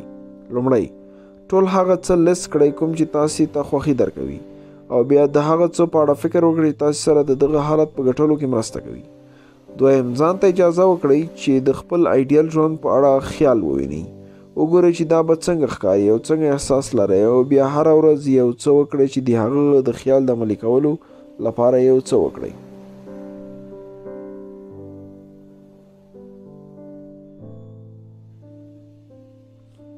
د جبران قانون: تاسې هغه څه ترلاسه کوئ څه چې ورکوئ. رالف والډو ایمرسن د جبران تر لاسلیک لاندې لیکلي مقاله کې وایي هر کس ته د هغه د کار په برابر جبیره ورکول کیږي. د جبران قانون د څه چې کرې هغه برېبې په بله بڼه وړاندې کول دي. دا قانون وایي تاسې ته به تل ستاسې د هڅو او کار جبران که کار لږ او ډیر وي درکول کیږي. خپل ارزښت ډیر کړئ. د جبران قانون دا هم وایي تاسې ته په اوږد مهال کې کله هم له هغه څه چې تاسې کړي زیات جبران در نه کړی شي. هغه ګټه چې تاسې نن ترلاسه کوئ هغه ستاسې د هغو کړنو په تیر مو کړي جبران دی. که تاسې غواړئ چې خپل جبران ډیر کړئ نو تاسې باید د خپلو هڅو ارزښت ډیر کړئ. خپل ذهن له بارۍ ډک کړئ. ستاسو د ذهن کړه وړه ستاسې د خوښۍ او اطمینان احساس د هغه څه چې تاسې د ذهن ته وراچولې پایله ده. که تاسې خپل ذهن لرلید او مفکورې له برې خوښۍ او ښه ژوندانه له هیلو څخه ډک کړئ نو تاسې به د خپل ژوند په ورځنیو چارو کې د مثبتو تجربو په توګه جبران وګورئ. د خپل معاش څخه ډیر کار وکړئ. د کرلو او ریبلو د قانون یوه بله پایله دا اضافه جبران قانون بلل کیږي. دا قانون وایي لویه بریا د هغو په برخه کیږي څوک چې د خپل لاسته راوړنې څخه ډیر څه کول خپل عادت ګرځوي. دوی د خپل معاش څخه ډیر کار کوي، تل د توقعاتو څخه پورته کار کولو د موقع ترلاسه کولو په هڅه کې وي او دا چې دوی تل اضافه جبران کوي، تل د خپلو ګمارونکو او خپلو پیرودونکو لخوا درناوی ګټي او د شخصي بریاو ترڅنګ دغه ډول خلک مالی مکافات هم ګټي. لامل ورکړئ او هغې څخه یې خوند واخلئ. په ژوند کې ستاسې یو اصلي دنده دا ده چې خپل کارونه د لامل او اغیز کاز ان افیکټ قانون او د هغې پایلو سره په یوه لیکه برابر کړئ او دا هم ومنئ چې دغه قانون تل په همدې ډول کار کوي که د چا ورته پام وي او که نه. ستاسې دنده دا ده چې هغه لاملونه رامنځته کړئ کوم چې هغه اغیزو سره چې تاسې پکې ژوند تیروئ خوند اخیستل غواړئ موافق وي. کله چې تاسې دا کار وکړئ تاسې به هغه بدله چې ارزو یې لرئ وګورئ او خوند به ترې واخلئ. عملي تمرین لاندې لارښوونې د پورته یاد شوي لوست په پلي کېدلو کې در سره مرسته کوي. لومړی په وار سره ځان ته ور یاد کړئ چې ستاسې جبران به ستاسې نورو ته وړاندې کړي. چوپړ سره برابر وي. ځان سره فکر وکړئ تاسې له کومو لارو هم دا نن خپل پیرودونکي ته د خپل چوپړ ارزښت ډیرولی شئ. دویم هغه لارې چرته چې تاسې یو څه ډیر کولی شئ ولټوئ تر څو د اضافه جبران قانون څخه د خپلو ټولو کړو وړو کې ترېنه کار واخلئ او دا د بریا یو ډیر ستر راز دی. د خبرو د وړتیا او د ښو کولو درې مهارتونه. یو ماهره خبرې اترې کوونکی باید د خبرې د ځواب ورکولو څخه وړاندې درنګ یا پاز یا دمه وکړي. د 2 نه تر 5 ثانیو لنډ د رنګ په خبرو اترو کې یو ظریف کار دی. کله چې تاسې درنګ کوئ نو په دې وخت کې 3 موخې لاسته راوړئ. د لنډې دمې ګټې. لومړی کېدای شي چې مخاطب د خپلو خبرو کولو پر مهال ساه اخلي نو په ځواب ورکولو کې د رنګ د یا دمې څخه د کار اخیستو له کبله تاسې د هغه خبرو د پرې کولو خطر ځینې ژغورل کیږئ. دویم تاسې په بیړه د ځواب او یا د نظر نه وړاندې کولو سره خپل مخاطب ته دا ورخایاست چې ګوندې تاسې د هغې خبرو ته دقیق پام دی. دریم تاسې کولی شئ چې خپل مخاطب په ښه ډول واورئ. د هغې خبرې په ستاسې مغزو ته ښې ژورې ښکته شي او تاسې به په وضاحت سره د هغه په خبرو پوه شئ. پوښتنې وکړئ.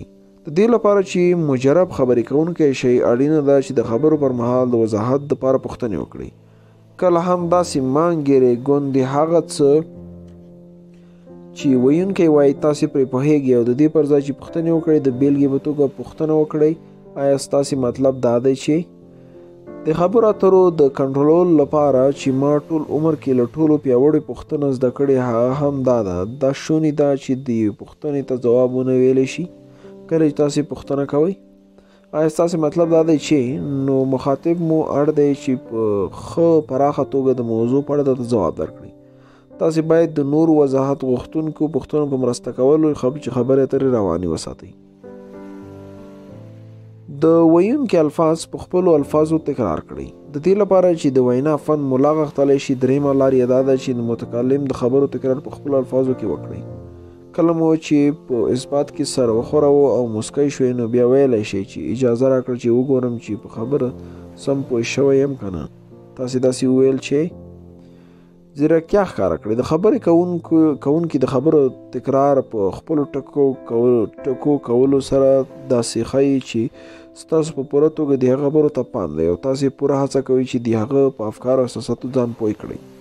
حیرانونکې خو یې لا دا ده چې کله تاسې هڅه کوئ چې مؤثره اورېدنه تمرین کړئ، تاسې به نورو خلکو ته زړه راښکونکی ښکاره شئ.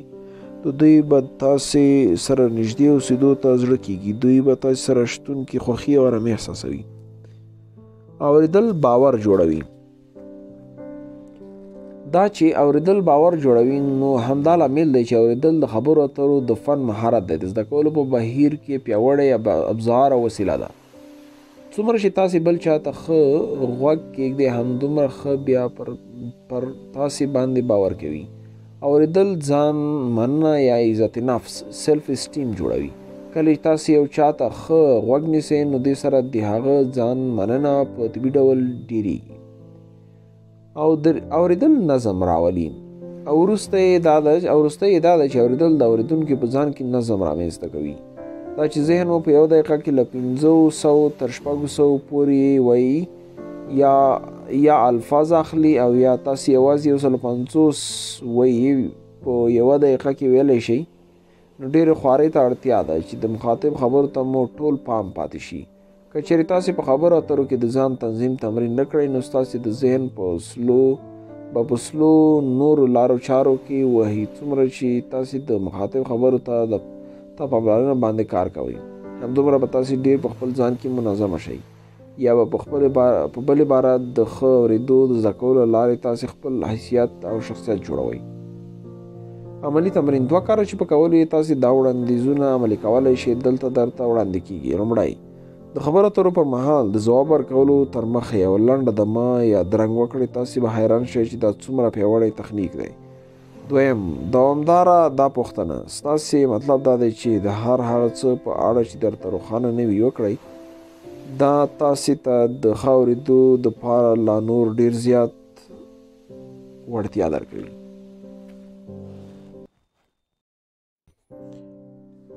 خپل د کار ځای ښه په پام سره وټاکئ. یوازې په رښتیا تکړه خلک په یوه اداره کې شته سیاستونو څخه خلاص وي. ستاسې په خپل کار کې پوره تکړه توب تاسې ته د شته سیاستونو څخه خلاصوي. هغه خلک چې په خپل کار کې پوره وړ نه وي او په سمه توګه خپل کار نشي کولی، اړ دی چې سیاسي لوبې وکړي. څېړنې ښایي چې دغه خلک د لنډ وخت لپاره بریالي وي، خو چې کله خلک په دوی باندې پوه شي نو بیا دوی ناکامي سره مخامخ کیږي. هغه کار وکړئ کوم چې ستاسې د خوښې وي. خپله دنده په پوره پام سره وټاکئ. که چیرې تاسې خپلې دندې سره دومره مینه نه لرئ چې تاسې اړ باسئ چې دغه کار د نورو په پرتله په ښه ډول وکړئ، نو بیا دا دنده پرېږدئ. له بې خونده او بې تسله دندې څخه داسې تېښته وکړئ لکه څنګه چې له یوې داسې ودانۍ چې اور پرې بل وي تېښته کیږي. په یو داسې څه کار کول چې تاسې ته کوم اهمیت نه لري د ژوند د ضایع کولو تر ټولو سمه لاره ده. په یاد ولرئ چې دا اوسنی ژوند مو کوم بل ژوند لپاره تمرین نه بلکې اصلي ژوند دی. ضایع کول یې د ژوند ضایع کول دي. داسې ځای ولټوئ چې د ښه کار بدله ورکوي.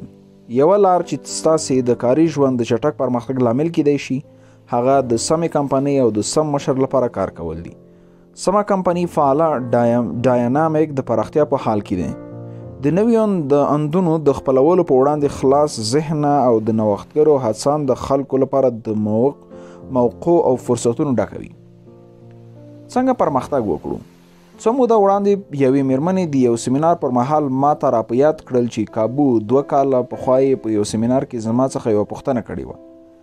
هغې راته ویلي وو هغه ډېره هڅانده او زیارکښه ده، خو هغه لوی شرکت کې چې دا پکې یو په کار بوخته ده د دې د پرمختګ مخه یې ډب کړې ده. هغه په دې اند وه چې په دغه شرکت کې ډېر مشران هغه نارینه چې عمرونه یې له 50 او 60 کالونو لوړ وي د اختیار خاوندانو او هلته د ښځو لپاره د مسؤلیت ډکې دندې ترلاسه کول ګران وو. پوښتنه یې رانه کړې وه چې څه وکړم. کله چې اړتیا پیښه شي دنده مو بدله کړئ. ما هغې ته ډېره واضح وویل چې په اوسني کار ځای کې د کار پر مهال هغه دغه حالت د بدلولو لپاره هیڅ هم نشي کولی. دغه مشران او د شرکت د کار کولو طریقه نه بدلیدونکې ده. ما هغې ته وویل که ته چیرې همدومره تکړه لکه څنګه چې دې وویل نو یوې نوې د پراختیا په حال یو داسې شرکت سره کار پیدا کړ چې ورته کار مهم وي نه د کارکوونکي جنس. د یوې بریا کیسه هغې راته وویل چې هغې زما لارښوونه په داسې حال کې پلې کړه چې نورو ملګرو کارکوونکو د دغه پرېکړې مخالفت وکړ. یا د مېرمنې په یو واړه خو پر مخ ودې شرکت کې کار واخیست. دا همغه څه و چې ما ورته ویلي و. هغه مېرمنې ته په 14 میاشتو کې 2 وارې ترفیع ورکړل شوه او دې دندې څخه یې عاید هم د تیرو کلونو او د شرکت په پرتله 40 سلنه پورته تللی و. عملی تمرین. دلته درته 3 شیان وړاندې کیږي کوم چې به تاسو سره د سم کاري موقف ګټلو کې مرسته وکړي. لومړی دا یقیني کړئ چې تاسو د خپل کار څخه پوره خوند اخلئ او تاسو دا کار په پوره توګه ښه کوئ. که تاسو یوه دنده خوښه نه وي نو کله به هم په هغې کې بریالی نشئ. دوهم ځان باوري کړئ چې ستاسو لپاره ستاسو په شرکت کې د پرمختګ او زده کړې پوره موقع او فرصتونه شته. ستاسو راتلونکی ډېر ارزښتمن دی او په دې نه ارزي چې په داسې ځای کې د پرمختګ فرصت کې نشته ضایع شي. د کاریزما کنجي د زړه راښکون یا جذبیت او په ژوند کې برۍ ترمنځ نږدې اړیکه ده. ستاسې د برۍ او خوشحالۍ کابو 85% د نورو سره د اړیکو او راکړې ورکړې څخه ترلاسه کیږي. څومره چې نور خلک ستاسې سره مثبت اړیکه ولري همدومره به تاسې د هغه څخه چې څه یې غواړئ ترلاسه کول اسانه وي. د جذابیت قانون. کله چې موږ د زړه راښکون په اړه بحث کوو موږ اصلا د جذابیت په قانون باندې خبرې کوو. د تیرو پیړیو په اوږدو کې دغه قانون په بیلابیلو بڼو کې وړاندې شوی دی او دا وایي چې ستاسې د خپل ژوند لور ته هغه خلک او حالت چې ستاسې بنسټیز اندونو سره سمون خوري راجلبوئ. تاسې یو ژوندی مقناطیس یې. په بل عبارت تاسې یو ژوندی مقناطیس یاست او تاسې پرله پسې د مفکورو وړانګې لکه د یوې راډیو په څیر چې د غږ وړانګې خپروئ چې هغه بیا له نورو خلکو لخوا ترلاسه کیږي. ستاسې مفکورې چې ستاسې احساسات پیاوړي کوي لکه څنګه چې د راډیو وړانګې د برېښنایي ټکانونو په واسطه ځواک پیدا کوي له تاسې څخه د باندې ځي او د هغو خلکو لخوا ترلاسه کیږي چې د هوا په هماغه څپو چې تاسې پکې یاست شتون لري. بیا تاسې د خپل ژوند لوري ته خلک، اندونه، فرصتونه یا موقع، سرچینې، حالات او هر هغه څه چې ستاسې مفکورې سره سمون خوري راجلبوئ. تاسې یو ژوندی مقناطیس یې. په بل عبارت تاسو یو ښه فعالیت کوونکی یاست چې کولی شي هر هغه څوک چې وغواړئ را جذبې کړئ نو کولی شئ جذبې کړئ. د ستونزو په مؤثره ډول حلول. د نورو خلکو سره د مباحثې او خبرو اترو له لارې ستونزې څنګه حل کړو او اغیزناکه پریکړه په څه ډول وکړو. ستاسې د افهام او تفهیم وړتیا ستاسې د مسلکي ژوند د پرمختګ د ګړندي کولو لپاره تر ټولو مهم عبارت دی. ښایي تر ټولو مهم کار چې تاسې د خپل کار پر مهال کوئ هغه د ستونزو حل او د پریکړو کول وي چې کله یې خپله او کله یې د نورو سره په ګډه کوئ. سیستماتیکه پروسه په کار واچوئ. په اداري چوکاټ کې د ستونزو د حل او پریکړو کولو لپاره د افهام او تفهیم یوه له ټولو ډیره کارېدونکې طریقه غونډې دي او په دغه غونډو کې په مؤثره ډول د ستونزو د حل او د پریکړو کولو د مباحثې په سیستماتیک او منظم ډول مخکې وړل دي. ستونزه په واضح ډول تعریف کړئ. له ټولو تر مخه تاسې دا پوښتنه وکړئ اصلا ستونزه څه ده. د موضوع د تعریف وضاحت په ستونزه مخکې له دې چې مخ ته لاړه شي 50 سلنه حل کړئ. راتلونکي ته پام وکړئ. کله چې په یوه ستونزه بحث کوئ د تیر پر ځای راتلونکي ته پام وکړئ. دا پوښتنه وکړئ له دې ځایه موږ چېرته ځو، له دې ځایه موږ څه کوو، د راتلونکي لپاره موږ سره کوم غوره بدلونونه شته دي. د ستونزو د حل په موخه جوړې ډېرې مباحثې ډېری وخت په داسې حال پای ته رسیږي چې د ټولو ګډونوالو په پام خبرې ته وي چې په تیر کې څه وشول او څوک پړه دي. یو اغېزناک اداري مشر دا ډول غونډې دي چې خبرې باندې متمرکزه وي چې پوه شي دا اداره او په اداره کې شته کسان کوم لوري ته روان دي او په راتلونکي کې څه پیښیدای شي. د حل په یوازې هغه برخه باندې فکر کوي چې د دوی پرې واک او کنټرول وي. په حل لارو خبرې وکړئ. په مؤثر ډول د ستونزو د حل لپاره کیدونکو خبرو ترو د دویم عنصر دا دی چې تاسو د ستونزو پر ځای په حل لارو باندې خبرې وکړئ. تاسو دنده ده چې د غونډې د ګډونوالو لپاره پام کې ممکنه حل لار لټولو او هغه څه چې باید وشي ته واړوئ، د دې پر ځای د هغه څه په اړه چې وار د مخه پیښ شوي دي. خلاقیت خپرېدو ته پرېږدئ. د حل لارو په اړه بحثونه په خپل ذات کې مثبت وي چې ښېګڼې او په اړه فکر کوي او د حل لارو د لټون په لړ کې د خلاقیت لوري ته میلان لري. د ستونزو په اړه بحث په خپل ذات کې بیا منفي دی، انګیزه وژونکی او د خلاقیت د مخه نیونکی دی. د مثبت فکر بنسټ. تاسو ډیر په اسانۍ د ستونزو پر ځای د حل لارو په اړه فکر کولو له کبله مثبت فکر کوونکی جوړیدای شئ. که تاسو په خپل اداره کې هر کارکونکي د حل لارو په اړه فکر او خبرې کولو ته اړ کولای شئ، تاسو به د نویو مفکورو کیفیت او ډیروالي ته ګوته په غاښ شئ. عملی تمرین. دلته درته دوی لارې وړاندې کیږي چې مرسته به تاسو یو ستونزې حل کوونکي او پریکړه کوونکي شئ. لومړی یو څه وخت د ستونزو په اړه پوهېدلو باندې تیر کړئ ترڅو تاسو تر بحث لاندې ستونزې په اړه بیخي پوه شئ. یو څه فکر وکړئ چې یو ایډیاله پریکړه او یا د ستونزې حل به تاسو ته د څه شي د ترلاسه کولو مرسته وکړي. دویم، بحثونه په حل لارو متمرکزه وساتئ، یا په بل عبارت په هغه څه چې په راتلونکي کې تاسو د کولو وړتیا لرئ. څومره ډیر چې تاسو د حل لارو په اړه فکر او خبرې کوئ، همدومره به ستاسو ټول ملګري مثبت او له خلاقیت څخه ډک وي. فکر کوئ چې په مرسته به لا د ستونزو د حل دپاره ډېرې ښې مفکورې مخې ته راشي. د شخصي ځواک 3 لارښوونې. ستر مشران یا رهبران د خپل شخصیت 3 ځواکه د خپل شخصي ځواک او اغیز د ډیرولو لپاره کاروي. ستاسو احساسات ساری خپرېدونکي دي. لیوالتیا او جذبه هغه لومړی ځواک دی چې تاسو ورته په خپل ځان کې وده ورکولی شئ. څومره چې ډیر تاسو د یو مهم څه د ترلاسه کولو په اړه لیواله واوسئ، همدومره به نور خلک د دغه څه د ترلاسه کولو په بهیر کې تاسو سره مرسته وکړي.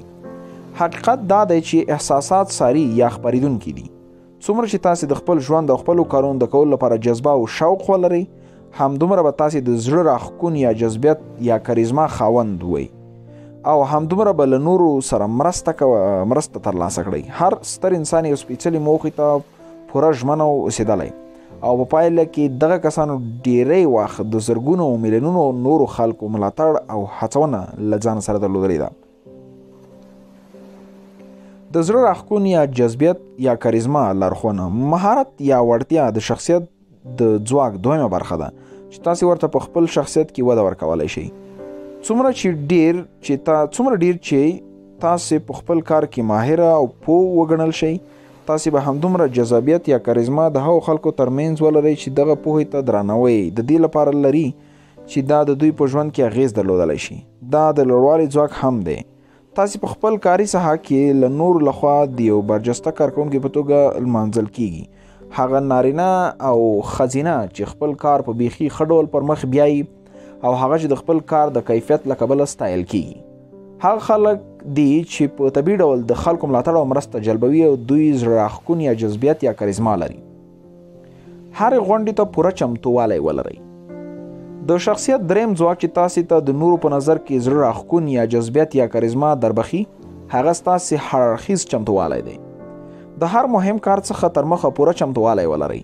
که تاسو چیرې یو ممکنه پیرودونکی سره ووینئ، او که خپل مشر یا امیر سره ناسته لرئ، کومه عامه ناسته کې وینا ورکوئ یا کوم بل پریزنټیشن لرئ، کله چې تاسو پوره چمتو اوسئ نو ستاسو خبرو ټولو ته ډیر روښانه وي.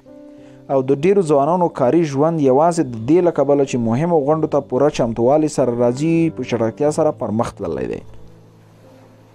په خپله موضوع پوره حاکمیت پیدا کړئ. که چیرې یوه راروانه غونډه یا مباحثه مهمه ده، خپلې موضوع باندې حاکمیت پیدا کولو ته پوره وخت ورکړئ. ان که ډیرو ساعتونو یا هم ورځو ته اړتیا وي، دومره پوره چمتو اوسئ چې هیڅ شی هم تاسې ونشي ویرولی. په موضوع فکر وکړئ او هره شونتیا او پایله په پام کې ونیسئ. ډیری وخت د فکر چمتووالی هڅه په تاسې لپاره د بلې هرې طریقې په پرتله خورا ښه د خلکو احترام زیږونکي واوسي. ښه یادښتونه واخلئ. په یاد ولرئ چې ځواک د هغه چا سره دی چې پوره چمتووالی لري او ښه یادښتونه یې اخیستي وي. هر څه په نظر کې نیول کیږي. هیڅ تصادف ته مه پرېږدئ. کله چې تاسې د خپل مسلکي ژوند یا کار په اړه یو څه کوئ، ښه ډیر وخت واخلئ تر څو دغه چاره په لومړی ځل سمه وکړئ. تاسې د پرمختګ او جوړېدو په حال کې یاست.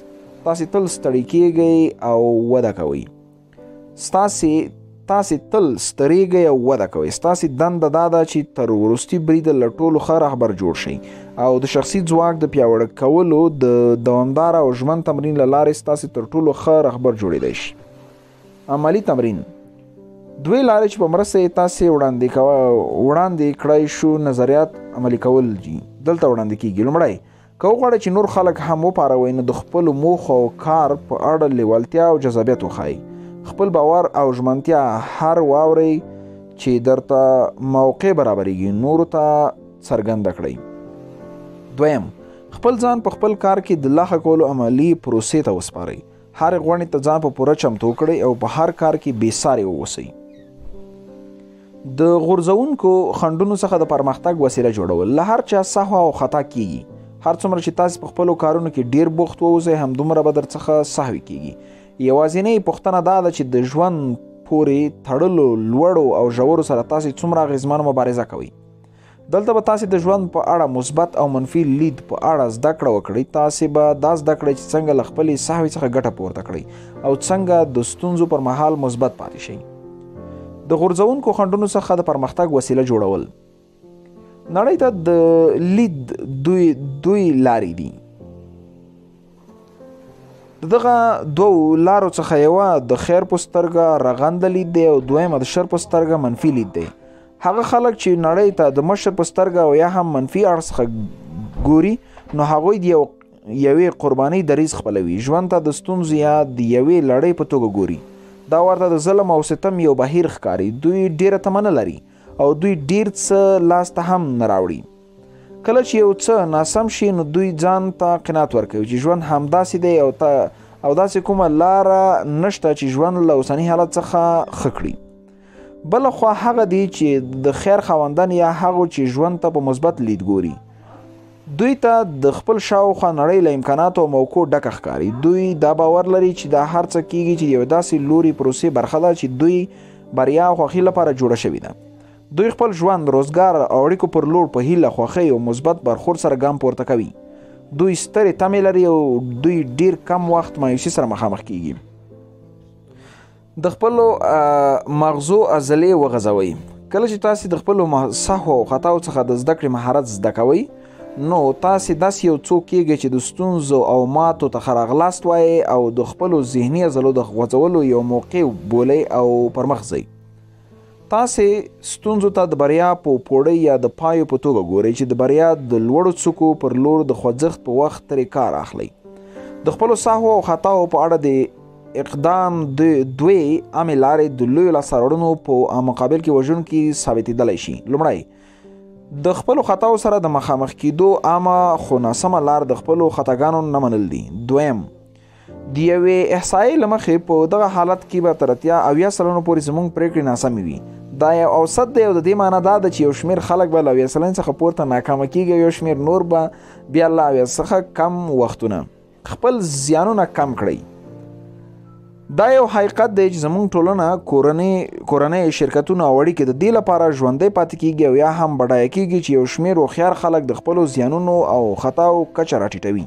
سهوې او خطاوې یوازې هغه وخت ډیر ګران او زیانمنونکې تمامېږي کله چې یو څوک خپلې ټاکنې او پرېکړې په ناسم ډول قناعت نه کوي او پر هماغه ناسمې پرېکړې او یا هم ټاکنې باندې د ټینګار کولو له کبله د خرابو پایلو بهیر لا پسې اوږدوي.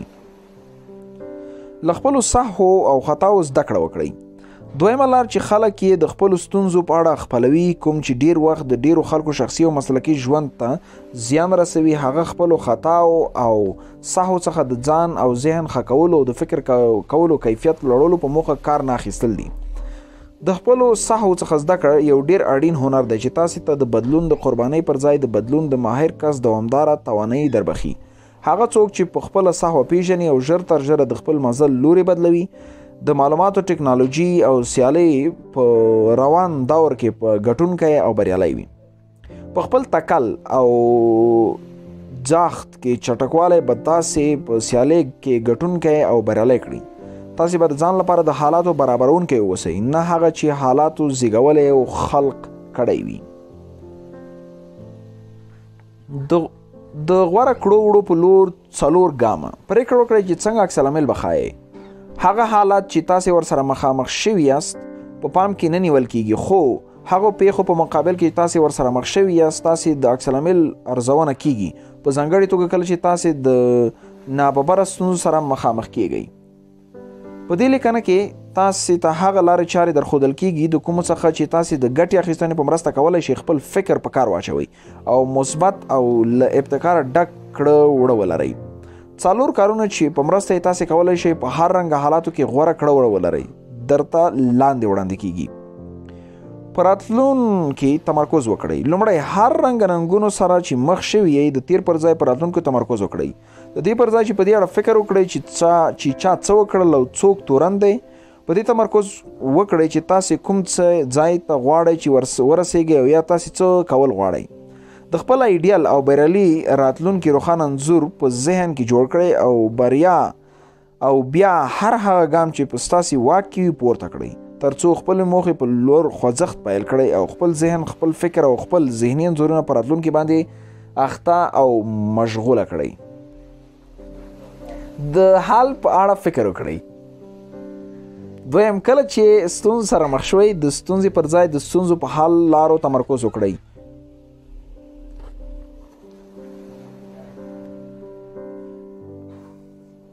دویم، کله چې ستونزو سره مخ شوئ د ستونزو پر ځای د ستونزې په حل لارو تمرکز وکړئ. هغه وخت چې د ستونزې په اړه فکر کولو او بیا کتنې له لاسه ورکوئ، هغه د خنډ او ستونزې د ایډیال حل په اړه فکر کوئ او خبرو کولو باندې مصرف کړئ.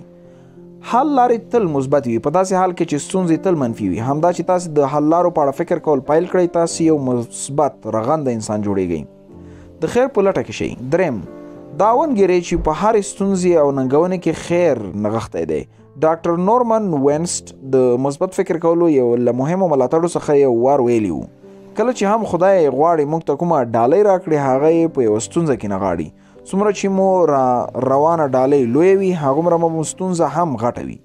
خو حیرونکې خبره دا ده چې تاسې ډالۍ ولټوئ نو تاسې به یې هومره پیدا کړئ.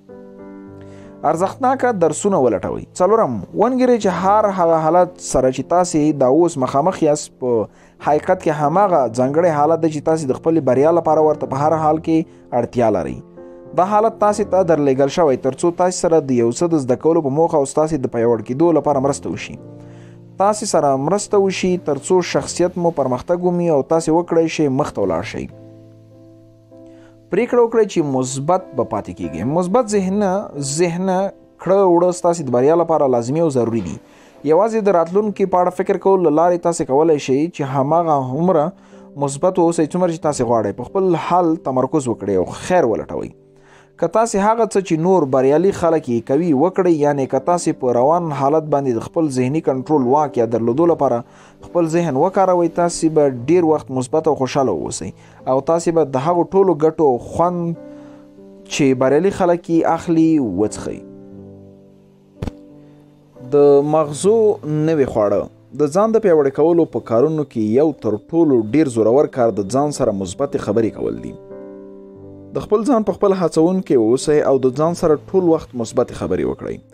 د خپلو ارمانونو په اړه فکر وکړئ. یو عادي سړی تصادفاً د ځان سره په منفي ډول خبرې کوي. ستاسې د خپل ځان سره د خبرو میلان تر 94 سلنو پورې د هغو شیانو په اړوند چې تاسې ترې ویره لرئ، د هغو خلکو په اړه چې تاسې ورته غوسه یاست، تاسو د ستونزو، تشویشونو او ورته موضوعګانو په اړه وي. د دې لپاره تاسې اړ یاست چې په قصدي توګه خپل الفاظ د ځان سره خبرې اترې د خپلو موخو سره تړلې وساتئ.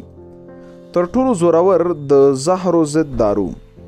ارواپوهانو ثابته کړې چې دا الفاظ چې وایي زه یې کولی شم د ناکامۍ څخه د ویرې هغه ویره چې ډیر وخت تاسې له هڅې کولو راګرځوي پر ضد له ټولو زورور دارو دي. هر وخت چې د یو کار د ترسره کولو پر مهال تاسې په ویره او یا هم په شک کې دا الفاظ د ځان سره په وار وار تکراروئ. ښه په لیوالتیا سره ځان ته ووایئ زه یې کولی شم، زه یې کولی شم، زه یې کولی شم.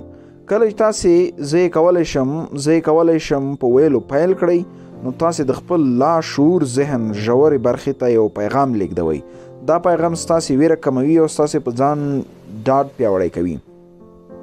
1 میلیون ګټې. یو بله خبره چې تاسې ځان ته ویلی شئ هغه زه یو میلیونر ګڼم، زه یو میلیون ګټم.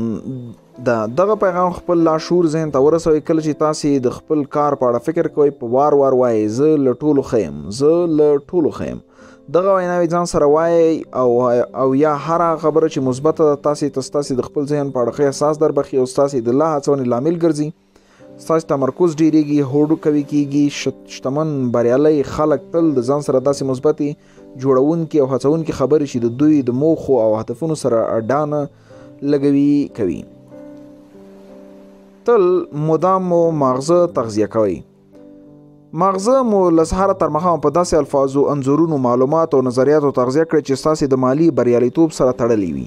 د شتمنۍ ګټلو لپاره د مثبت فکر کول خپل عادت وګرځوئ. د بریالیو خلکو په اړه لیکل شوي کیسې، کتابونه او مقالې ولولئ. په دې فکر وکړئ چې تاسې به څنګه د دوی غوندې شئ. په خپل ذهن کې ځان انځور کړئ، تصور وکړئ، خیال وکړئ او د هغو خلکو په څیر ځان وانګیرئ چې تاسې یې ستایئ، درناوی کوئ او غواړئ چې د هغوی په شان شئ. یو نمونه شخصیت یا رول ماډل ځان ته وټاکئ. ارواپوهانو ثابته کړې چې ستاسې د ذهن د هغو خاصیتونو او بیلونکو نښو د جذبولو لپاره چې غواړئ په خپل ځان کې ولرئ د یو آیډیل شخصیت درلودل دي. تاسې یو شخصیت وټاکئ چې تاسې یو ډیر ستایئ. کله چې هم له کومې ستونزې سره مخ شئ خپل ځان وپوښتئ چې هغه آیډیل شخص به تاسې په داسې حال کې څه کوي، هغه کس به څه کوي، دغه کس به څنګه برخورد کوي. تاسې وګورئ چې کله تاسې د هغه چا د برخورد په اړه چې ستاسې د لپاره آیډیل شخصیت د فکر کوئ ستاسې خپل فکر به ښه شي او تاسې به تر ډیره بریده ښه برخورد ولرئ. یو کارپوه شئ. د خپل کسب په اړه هر هغه څه چې په ګوتو درځي ولولئ. په خپل کسب کې کارپوه شئ. څومره ډیر چې تاسې د خپل کسب، خپل کار، روزګار او هنر په اړه زده کړه کوئ تاسې به لا ډیر باوري شئ چې تاسې په دغه کسب کې لا ډیر ښه کار کولی شئ. د موخې اصل. له تاریخ څخه یې زده کړئ. د نظامی ستراتیژۍ په اړه څیړنې او لیکنې کابو 4000 کاله مخینه لري چې د میلاد څخه د 2000 کاله تر مخه په چین کې د سن زو نومي سړي څخه پیل کیږي. دا ستراتیژي دا اصول دی چې د پیړیو په اوږدو کې لا پراخه شوی او په بشپړېدو خواته وړل شوی. شخصي او اداري ژوند کې ستراتیژیک تفکر په برخه کې د پلي کېدو وړ دی او هم په دغه اړه خورا پراخه اغیز لري. د هر هغه څه په اړه چې تاسې یې غواړئ مخکې تر مخکې پرېکړه وکړئ. تر ټولو مهم نظامي اصل د موخې اصل دی. د دې اصل په رڼا کې تاسې اړ یاست چې مخکې تر مخکې پرېکړه وکړئ چې تاسې څه غواړئ ترلاسه کړئ. ستاسې ځانګړې موخه څه ده؟ زما د تجربې له مخې د شخصي او اداري ستونزو 80% لامل د موخو او مقصدونو په اړه د وضاحت نشتون دی. وضاحت مو مهم دی. د موخو وضاحت د ستراتیژیک تفکر د نورو ټولو عناصرو څخه تر مخه او لومړی دی. دلته یو شمېر پوښتنې دي چې په وار وار په کولو سره یې تاسې خپلې موخې واضح کولی شئ. لومړی پوښتنه دا ده زه په څه کولو بوخت یم. دویمه پوښتنه ده زه په کومه طریقه دغه څه کوم. دریمه پوښتنه زما انګیرنې یا اسمپشنز څه دي. څلورمه پوښتنه که چیرې زما انګیرنې ناسمې وخیږي خپلې انګیرنې وازمئ. د یادو پوښتنو د کولو زړورتیا درلودل او خپلې انګیرنې هغه چې په خوله یادې شوي او هغه چې نه دي ویل شوي ازمویل د پیاوړي شخصیت د درلودلو بنسټ دی. کله کله وګړي د خپلو انګیرنو لازمېلو ویره کوي. هسې نه د هغه څه کولو تیر شي چې دی کول غواړي. خو د یادونې وړ ده چې ناسمې انګیرنې د هرې ناکامۍ جرړه کې پرتې وي. یوازینۍ لار چې تاسې د ناسمې انګیرنې له بیخه ویستلی شئ هغه د دغه انګیرنو پوره پام سره څېړل او ورباندې بحث کول دي او بیا د دغه انګیرنو د کروالي د اثبات لپاره لاس سوند او ثبوت ترلاسه کول دي. په خپل ذهن کې راتلونکی انځور کړئ. د خپلو موخو د وضاحت لپاره یو بله طریقه راتلونکی انځورول او شاته کتل دي. یا په بله معنا داسې فکر وکړئ چې ګوندې تاسې خپله موخه چې پر لور یې کار کوئ ترلاسه کړې ده. خپل ځان په هغه ځای کې انځور کړئ او بیا یوه ورځ شاته وګورئ. تاسې څه ګورئ؟ تاسې له هغه خیالي مخ ته تللي ځای څخه خپل ژوند تیر کوم بدلونونه راوستي شي. دا د خپل کاري وړتیا اوج د رسولو په اړه د فکر کولو تر ټولو غوره تکتیک دی. دا معلومه کړئ چې تاسې ولې دغه څه غواړئ. د خپلو موخو د وضاحت ترلاسه کولو د بهیر وروستی برخه د دې معلومول دي چې تاسې په لومړی سر کې ولې غواړئ چې دا موخې ترلاسه کړئ او ولې دا مهم دی. آیا دا اوس هم همغه موخې دي لکه څنګه چې په پیل کې وي؟ آیا دا موخې د هرې بلې داسې موخې چې تاسې باید پر لوري کار وکړئ مهم دي؟ اړینه ده چې تاسې د دغه پوښتنو واضحه ځوابونه ولرئ. د نورو د هڅونې لپاره د شخصیت دوه ځواکه. تاسې د شخصیت د دوو ځواکونو په خپلولو سره خپل زړه راښکون یا کاریزما او د نورو تر خپل اغیز لاندې راوستلو وړتیا ډیرولای شئ. پریکړه وکړئ چې تاسې به په ځانګړې توګه څه غواړئ. دغه ځواکونو لومړی د موخې ځواک دی. هغه سړی او ښځه چې زړه راښکونه د جاذبې ځواک لري نږدې ټول د خپل ځان په اړه چې دوی څوک دي یو روڼ لرلید لري. په دې پوهیږي چې دوی کوم ځای ته روان دي او دوی د څه د لاسته راوړلو هڅه کوي. هغه رهبران چې د توکو د خرڅلاو او د مدیریت په بازار کې د هغې څه چې دوی غواړي جوړې کړي په اړه لرلید لري او دوی پوهیږي چې څه کوي او ولې کوي. دوی د یو شمېر لوړو موخو ترلاسه کولو په هڅه کې دي. دوی د ژوند د هر اړخ په اړه پرېکنده دي. دوی پوهیږي چې په ځانګړې توګه څه غواړي او دوی په دې هم پوهیږي چې څه باید وکړي تر څو هغه څه چې غواړي ترلاسه یې کړي. دوی خپل کار پلان کوي او په خپل پلان باندې کار کوي.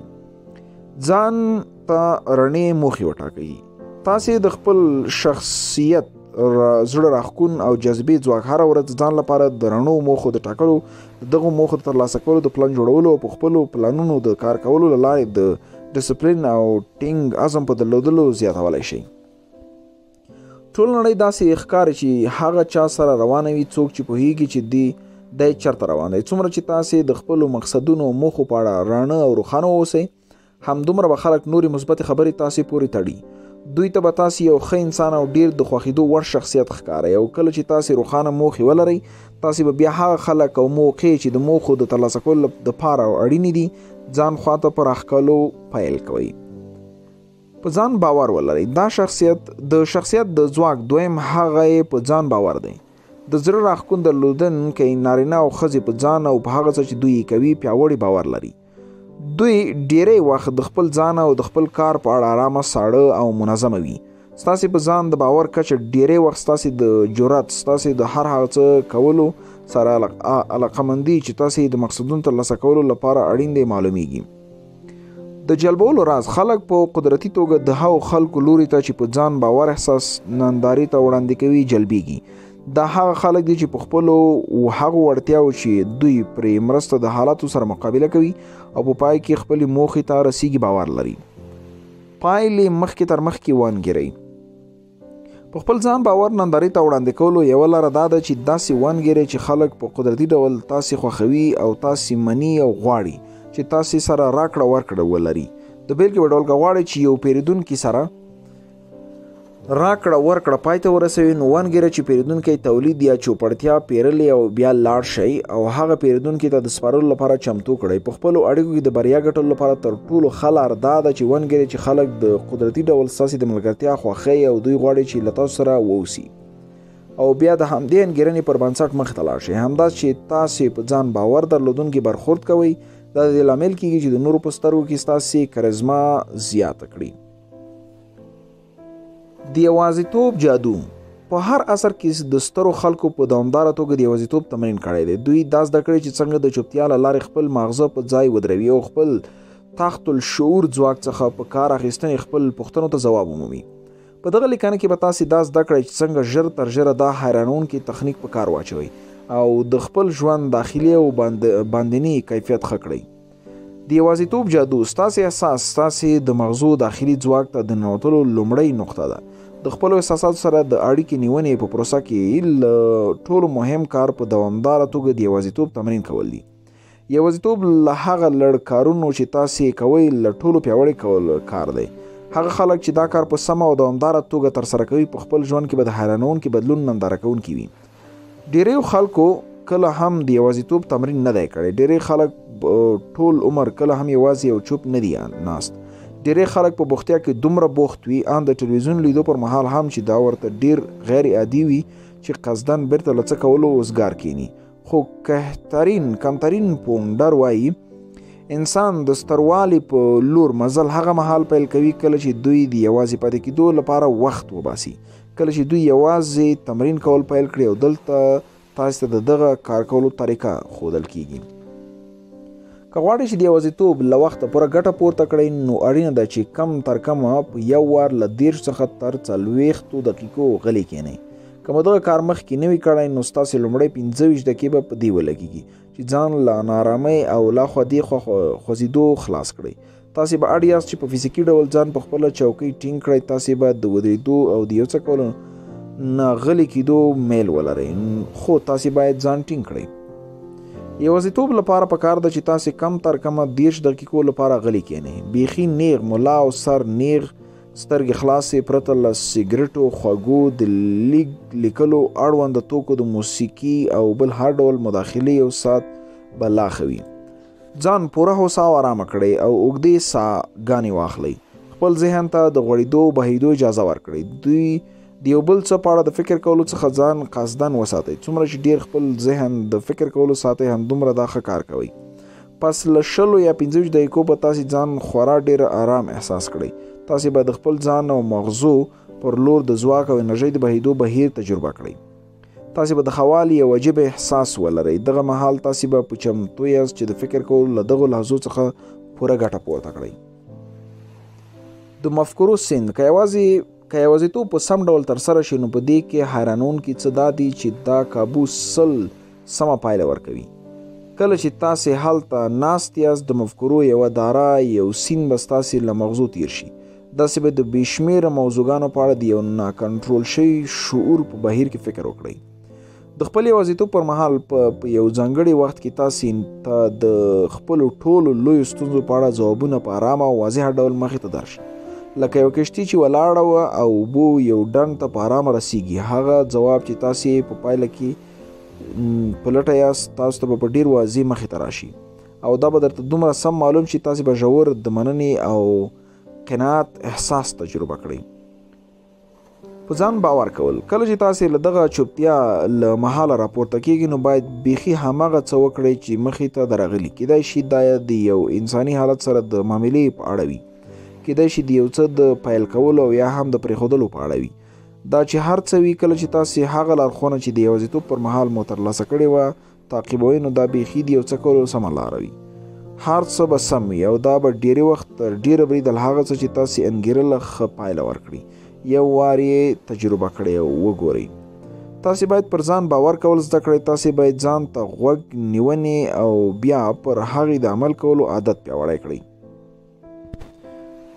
عملی تمرین لاندې نسخه در سره مرسته کوي چې پورته کړنې په ښه ډول سره پلي کړئ. لومړی یو ځانګړی ځای وخت وټاکئ او پوره یو ساعت لپاره یوازیتوب تمرین کوئ. دا مه ځنډوئ. دویم د لنډ وخت لپاره د ورځې په اوږدو کې د چوپتیا او یوازیتوب لپاره وخت وباسئ. په ځانګړي ډول هغه مهال چې د ستونزو او مسؤلیتونو له کبله ډېر فشار احساسوئ. دریم د هغو مفکورو بصیرت په اړه چې یوازیتوب په اړه مو ترلاسه کړي چټک اقدام وکړئ. یو ښه مفکوره تاسې له میاشتو او کلونو د سخت کار څخه خلاصولی شي. باور ډېر مهم دی. ستاسې ایډیل ځان او ژوند. ستاسې د ځان په اړه تصور له 3 برخو جوړ دی چې هره برخه په هره بله برخه اغیز لري. د دغو برخو په اړه پوهېدل تاسې د دې جوګه کوي چې د خپل ذهن د کمپیوټر په لیکمن یا کیبورډ باندې د خپل ګوتې کېږدئ. کله چې تاسې د خپل مسلکي ژوند د نوي او مثبت پرمختګ په اړه د خپل تصور اختیار په خپل لاس کې واخلئ نو تاسې د خپل ټول مسلکي ژوند راتلونکی په خپل اختیار کې اخلئ. خپل طرف معلوم کړئ. د ځان په اړه د تصور لومړی برخه د ځان ایډیل یا سلف ایډیل ټاکل دي. ستاسې د ځان ایډیل ستاسې هغه طرف دی چې ژوند مو پرې غواړئ چې لاړ شي. دا ستاسې د شخصیت او حیثیت د ودې او تدریجي تکامل لارښوونه کوي. ستاسې خپل ایډیل د هغو خلکو چې تاسې خوښوئ د ټولو کیفیتونو او ښېګڼو ټولګه ده. ستاسې د ځان ایډیل د هغه سړي څرګندونه او تشریح ده چې تاسې تر ډېره بریده غواړئ چې واوسئ او دا په داسې حال کې ده چې تاسې کولی شئ د هغه وړتیاو خپلې کړئ. د غوروالي په لور هڅه وکړئ. تاسې ټول عمر د زړورتیا، باور، خواخوږي، مینې، زغم او استقامت صبر، بخنې او صداقت د صفتونو او ښېګڼو په اړه لیدلي او لوستلي دي. د وخت په تېرېدو سره د ښېګڼو په تاسې کې یو آیډیل هغه څه چې تاسې غواړئ په خپله اوسئ ځای پر ځای کړئ. شونې ده چې تاسې به تل د معیار څخه کچه تاسې د آیډیل لپاره ټاکلې ترلاسه کړې نه ده، خو په ټینګار سره تاسې د هغو ښېګڼو چې ډېر اهمیت ورته قایل یاست په رڼا کې یو ښه سړی کېدو هڅه کوئ. اصلا ستاسې ورځنۍ چارې ستاسې لخوا د آیډیل ښېګڼو سره په پرتله کولو اغېزمن کېږي او ستاسې د دوامداره هڅه کوئ چې د هغو معیارونو سره خپلې ورځنۍ چارې برابر کړئ. وضاحت اړین ده. بریالي او مسلکي خلک د خپل ځان او د خپل مسلکي ژوند په اړه واضح آیډیل لري او نابریالي خلک غیر واضح آیډیل لري. بریالي خلک په خپل شخصي ژوند او د کار په هره برخه کې د غوروالي په لټه کې وي او نابریالي خلک د موضوع ته دومره اهمیت نه ورکوي. د ژوند په هره برخه کې د بریالیو خلکو له ټولو لومړۍ ځانګړتیا همدا ده چې دوی آیډیل په واضح ډول تعریف شوی وي او دوی پوره خبر وي چې آیا د دوی اوسنۍ کړه وړه د دوی د آیډیل کړو وړو سره برابر دی او که نه. ننګونکې موخې وټاکئ. ستاسې د آیډیالونو یوه برخه ستاسې موخې دي. دا چې تاسې لوړې او ننګونکې موخې وټاکئ ستاسې خپل آیډیل پیاوړی او روښانه کیږي. کله چې تاسې د خپل آیډیل شخصیت او د ژوند په اړه موخې وټاکئ نو ستاسې خپل آیډیل لوړیږي او دا ستاسې په ژوند کې د یو پیاوړي لارښود او هڅونکي ځواک باندې بدلیږي. ستاسې راتلونکي برید نه لري. بویه تاسې ته له ټولو مهمه دا ده چې دا ومنئ که یو بل څوک توانېدلی چې یو څه ترلاسه کړي او یا هم مهم مقام ته ورسیږي تاسې هم د دغه څه د ترلاسه کولو او دغه ډول مقام ته رسیدلو وس لرئ. ستاسې په خپل آیډیل کې ښه والی ستاسې په تخیل کې پیل کیږي او ستاسې تخیل کې هیڅ برید نشته، البته یوازې هغه څه چې تاسې په خپله ټاکلي وي. د هغه له ټولو ښه سړي لپاره هغه چې تاسې غواړئ واوسئ. ستاسې آیډیل لرلید څه دی؟ که چېرې تاسې هغه کس واوسئ نو ستاسې ورځنی برخورد به څنګه وي؟ له ځانه د دغو پوښتنو په کولو او بیا د دغو پوښتنو د ځوابولو په رڼا کې ژوند کول ستاسې د خپل ځان دپاره ستاسې د آیډیل د جوړولو لومړی ګام دی. عملی تمرین. دې لیکنه کې د وړاندې شویو نظرونو د عملي کولو لپاره دوی لارې راته په ګوته کیږي. لومړی، لوی ارمانونه ولرئ. لوړ پارونکي او ننګونکي موخې او آیډیل د خپل ژوند هرې برخې لپاره وټاکئ. د ځان ته اجازه ورکړئ چې د یو ښکلي ژوند په اړه تصور وکړئ. دویم، فکر وکړئ چې که چیرې تاسې یو وتلی څوک یئ نو هره ورځ به تاسې څنګه چلند کولو.